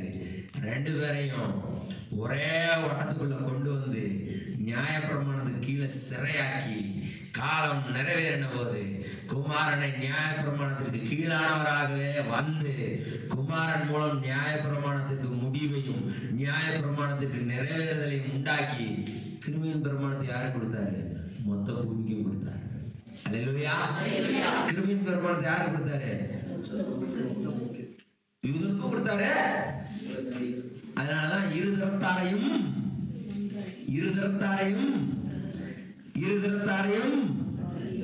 பகையை சிலுவையினாலே கொன்று. அல்லேலூயா, அல்லேலூயா, அல்லேலூயா. நியாயப்பிரமாணத்தை பிராக்டிஸ் பண்ண அவனுக்கு எப்படி வந்தது? குற்ற உணர்வு வரும். அப்ப முதல்ல எதான் இயேசு அறியாதவனுக்கு என்னதான் வரணும்? அவன் சொல்லுவான், நாங்கெல்லாம் யாரும் கிடையாது பாவி. ஆமா, 3 மார்க்கம் இருக்கு. துன் மார்க்கம் அவன் ஒத்துக்குவான், நான் தான் பாவிமா. இந்த சன்மார்க்கம் இருக்கு பாருங்க, சன்மார்க்கம் அவன் ஒத்துக்குவே. நாங்கள் பல இதெல்லாம் செய்கிறோம், இதை செய்கிறோம், அதனால எங்களுக்கு என்ன வராது? பாவம் வராது அப்படின்வான். நீதி மார்க்கம் தான் இயேசுவின் மார்க்கம். சுய நீதியை சாராமல் கிறிஸ்து பூரணமாக்கப்பட்டவராக சிலுவையில் செய்த நீதியை நம்புகிறவர்கள், கிறிஸ்துவின் நீதியை சார்ந்து கொள்கிறவர்கள் தான் பிலிப்பியர் 3:9 படி கிறிஸ்துவுக்குள் வாழுகிறவர்கள். அல்லேலூயா, அல்லேலூயா. கொலோசியர் 2:10 அவர் சொல்லுகிறார், எல்லா பரிபூரணமும் யாருக்குள்ள இருக்கு? கிறிஸ்துவுக்குள்ள இருக்கு. கலாத்தியர் 3 தான் அந்த நியாயப்பிரமாணத்தை ஏன் கொடுக்குறாரு, எப்படி அவர் எல்லாத்தையும் ஒரே சிறையா கொண்டு வராரு அப்படிங்கிறத பவுலையா நினைச்சாரு கலாத்திய திருச்சபைக்கு எழுதுகிறார். நியாயப்பிரமாணம் அதனாலதான் யாருக்கு கொடுக்கப்பட்டுச்சு? கிருபையின் பிரமாணம் யாருக்கு கொடுக்கப்பட்டுச்சு? எல்லாருக்கும். மொத்த ஆள்களுக்கு என்ன பிரமாணம்? மொத்த ஆளுக்கு என்ன பிரமாணம்? என்ன பிரமாணம்? மொத்த ஆள்களுக்கு என்ன பிரமாணம்? கிருபையின் பிரமாணம் வரும் பொழுதுதான் இந்த சரீரம் என்ன செய்யும்? அடங்கும். நீங்க நியாய பிரமாணத்தில் இருக்கும்போது அது என்ன செய்யும்? திமிரும். ஏன்? பாவ பிரமாணம் உள்ள வேலை செய்யும். அல்லேலூயா, அல்லேலூயா. இதுதான் ரோமர் 7 என்ன சொல்றாரு? விளக்கி காட்டுறாரு. இது நான் செய்யல, எனக்குள்ள இருக்கிற பாவ பிரமாணம் அதை செய்ய வைத்தது. ஏன்? அவன் நியாய பிரமாணத்துக்குள்ள இருந்தான். அல்லேலூயா, அல்லேலூயா. நீங்க கிருபையின் பிரமாணத்துக்குள்ள நீங்க இருக்கும் பொழுது உங்க சரீரத்தை கீழ்ப்படுத்துறது பரிசுத்த ஆவியானவர். அல்லேலூயா, அல்லேலூயா, அல்லேலூயா, அல்லேலூயா. அப்ப கிருபையின் பிரமாணத்துல இருக்கும் பொழுதுதான் என்ன செய்யும்? சரீரம்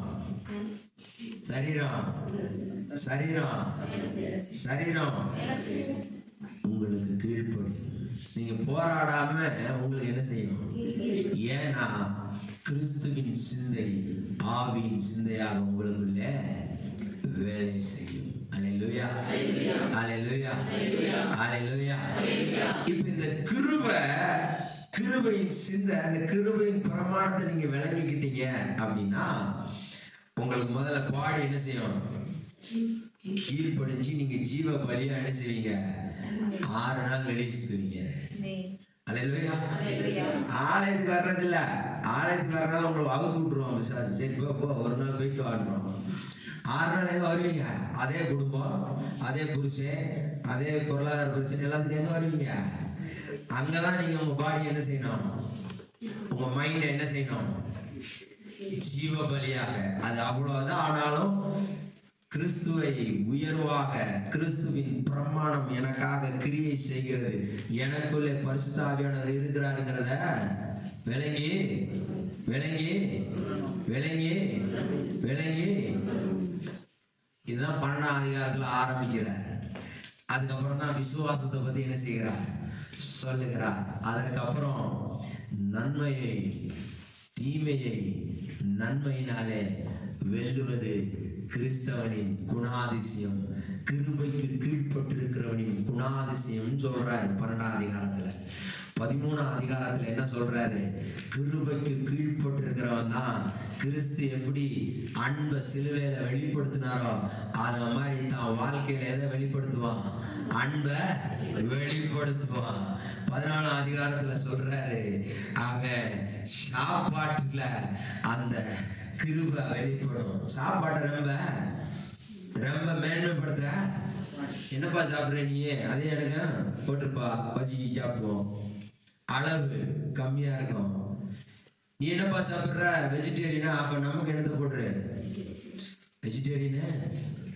நீ நான் வெஜிடேரியனா, ஐயோ நான் அப்படி சொல்லாம வெஜிடேரியன் அப்படியே அப்படி நமக்கு வச்சிருப்பா. அல்லேலூயா, அல்லேலூயா. எல்லா சாப்பாட்டையும் கிறிஸ்து எனக்கு இன்றைக்கு கொடுக்கப்பட்ட அப்பம், இது கிறிஸ்து அன்றன்றுள்ள அப்பம், இது என் அப்பா பரலோக பிதா எனக்கு இந்த அப்பத்தை கொடுத்துருக்கிறாருங்கிற எண்ணத்தோட கிருபை என்ன செய்யும்? சாப்பிட வைக்கும். கிருபை 15ஆம் அதிகாரத்துல பலவீனர்களை பலப்படுத்தும். நியாயப்பிரமாணம் பலவீனத்தை அதிகப்படுத்தும். அல்லேலூயா, அல்லேலூயா, அல்லேலூயா, அல்லேலூயா, அல்லேலூயா, அல்லேலூயா. கிருபை மாறாத பிரமாணம். நியாயப்பிரமாணம் முடிந்து போன பிரமாணம். அல்லேலூயா. கிருபைக்கு கீழ்ப்பட்டிருக்கிற நீங்கள் நியாயப்பிரமாணத்தை எளிதாக நிறைவேற்றுவீர்கள். அல்லேலூயா. ஏன்னா எசேக்கியேல் 36:26 சொல்லுகிறார், அந்த பரிசுத்த ஆவியானவர் வரும்பொழுது உங்க இருதயம் என்ன செய்யும்? மாற்றப்படும். உங்களுக்கு நவமான இருதயத்தை கொடுத்து உங்கள் உள்ளத்திலே புதிதான ஆவியை கட்டளையிட்டு கல்லான இருதயத்தை உங்கள் அந்த புதிதான ஆவிதான் என்னது? கிருபையின் ஆவியானவர். கிருபையை அட்மினிஸ்ட்ரேட்டர் பண்றவர் யாரு? ஆவியானவர். அல்லேலூயா. He is the administrator of grace. கட்டளையிட்டு கல்லான இருதயத்தை உங்கள் மாம்சத்திலிருந்து எடுத்து போட்டு சதையான இருதயத்தை உங்களுக்கு கொடுப்பேன். உங்கள் உள்ளத்திலே என் ஆவியை வைத்து உங்களை என் கட்டளைகளில் நடக்கவும் என் நியாயங்களை கைக்கொள்ளவும் அவைகளின்படி செய்யவும் பண்ணுவேன். பரிசுத்த ஆவியானவர், இப்ப பேசின பரிசுத்த ஆவியானவர் தான் எசேக்கியேல் சொல்லியிருக்கிறார். இந்த பரிசுத்த ஆவியானவர் தான் இப்ப நம்ம மேல வந்திருக்கிறாரு. எதுக்கு? நீங்க கட்டளை எல்லாத்துலயும் நீங்களா என்ன செய்வீங்க? ஈஸியா ஈஸியா ஈஸியா. ஏன்னா உங்களுக்குள்ள இருக்கிற கிறிஸ்துவின் மேல இருந்த அதே கிரைஸ்ட் அபிஷேகம், கிறிஸ்து எப்படி நடந்தாரோ அதே மாதிரி உங்களை நடக்க வைக்கும். அல்லேலூயா, அல்லேலூயா. 16ஆம் அதிகாரத்துல சொல்றாரு, 16:20 சொல்றாரு, சாத்தானே சாத்தானே சாத்தானே, எந்த தேவன்? சமாதானத்தின் தேவன். பிசாசு நியாயப்பிரமாணத்தை வச்சு உங்களை குழப்புவான். When you have confusion, don't take the decision. Stop the walk. நீங்க கார் ஓட்டிட்டே போறீங்க, டிராபிக் ஆகுது, கார் என்ன செய்யணும்? பிரேக் பிடிச்சி நிறுத்தணும். கியர் மாத்தி டாப் கியர்ல போகக்கூடாது. அதே மாதிரி உங்களுக்கு சமாதானத்தை இழக்கிறீங்கன்னா you are in the battle. நீங்க என்ன செய்யணும்? எல்லா வேலையும் நிறுத்திட்டு, ஆனா உங்களை வேலை செய்ய தூண்டுறதுக்கு எல்லாரும் புஷ் பண்ணுவாங்க. செய்யவே செய்யாதீங்க. உங்க ஹோலி கோஸ்ட் சொல்லுவாரு, நோ யூ டேக் ஆஃப்னு செய்யுங்க.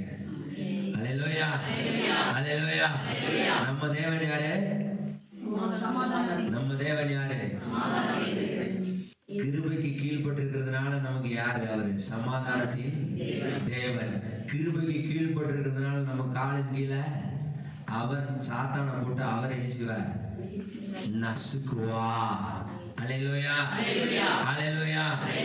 ரோமர் 6:14 பாதாளத்தின் வாசல்கள் உன்னை என்ன செய்யாது? நீ எங்க நிக்கிற? அதுக்கு மேல. அல்லேலூயா, அல்லேலூயா. எந்த நியாயப்பிரமாணம் வரும்போது நீங்க எப்படி ஆயிடுவீங்க? குழம்பிடுவீங்க. கன்ஃபியூஷன். இப்போ ஒண்ணும் இல்ல, நீங்க கிருபை பிரசங்கத்தை கேட்டீங்கன்னா எப்படி உணர்வீங்க தெரியுமா? சாம்பியன் மாதிரி உணர்வீங்க. நீங்க நியாயப்பிரமாணத்தின் பிரசங்கத்தை கேட்டீங்கன்னு வச்சுக்கோங்க, எப்படி பண்ணுவீங்க? ஆகச்சிறந்த குற்றவாளி நான் தான். நான் வாழ்றதுக்கே தகுதி இல்லை. ஒரு மூளையில போய் நல்லா முட்டி முட்டி கொஞ்சம் அழுது ஜெபம் பண்ணா ஒரு 3 மணி நேரத்துக்கு இல்லை 2 மணி நேரத்துக்கு கொஞ்சம் திருப்தியா இருக்கு. அப்புறம் திருப்பி என்ன வந்துடும்? ஆகச்சிறந்த அல்லேலூயா, அல்லேலூயா. கிருபை உங்களை தாங்கும், கிருபை உங்களை ஏந்தும், கிருபை உங்களை தப்புவிக்கும். அல்லேலூயா. இதுதான் மொத்த ரோமர். நியாயப்பிரமாணம் நமக்கு கொடுக்கப்படவில்லை. யாருக்கு கொடுக்கப்பட்டது? யாருக்கு கொடுக்கப்பட்டது? ஏன் சொல்லி சொல்லி பார்த்தா அவன் என்ன செய்யல, கேட்கல. அவனுக்கு என்ன திமிரு? என்னத்தான் ஆண்டவரு செலக்ட் பண்ணிக்கிறாரு. மொத்த பூமியிலே நான் தான் யாரு? அவருடைய சொந்த சம்பத்து. இது நேரடியா வேற ஸ்பீச் கொடுத்துட்டாரு யாத்திரை அவன் 19. அதனால அவனுக்கு என்ன திமிரு வந்துருச்சு? நாங்க மட்டும்தான் தேவ ஜனங்கள், நீங்கெல்லாம் நாய்கள், பன்றிகள், கழுதைகள், குதிரைகள். அதனாலதான் பழைய ஏற்பாட்டிலையும் சரி, ரெவலேஷன்லயும் சரி, புறஜாதிகளை அனிமல் மூலமா தான் குறிப்பாங்க. அல்லேலூயா. ரோமர்களை குறிக்கக்கூடிய அனிமல் காட்டு பன்றி. இன்னைக்கு அவங்க அதே சிம்பிள் தான் போட்டிருக்காங்க அவங்க அரசாங்கத்துல. crocodile. crocodile அப்படின்னா ஒரு கிரேக்க சாம்ராஜ்யத்தை குறிக்குது. இப்படி ஒவ்வொரு விலங்குக்கும் ஒரு சாம்ராஜ்யம். அதனாலதான் மிருகம் என்றாலே புறஜாதியாரின் ராஜ்யம் என்று தானியேலையும் குறிக்கப்பட்டிருக்கிறது. அல்லேலூயா, அல்லேலூயா.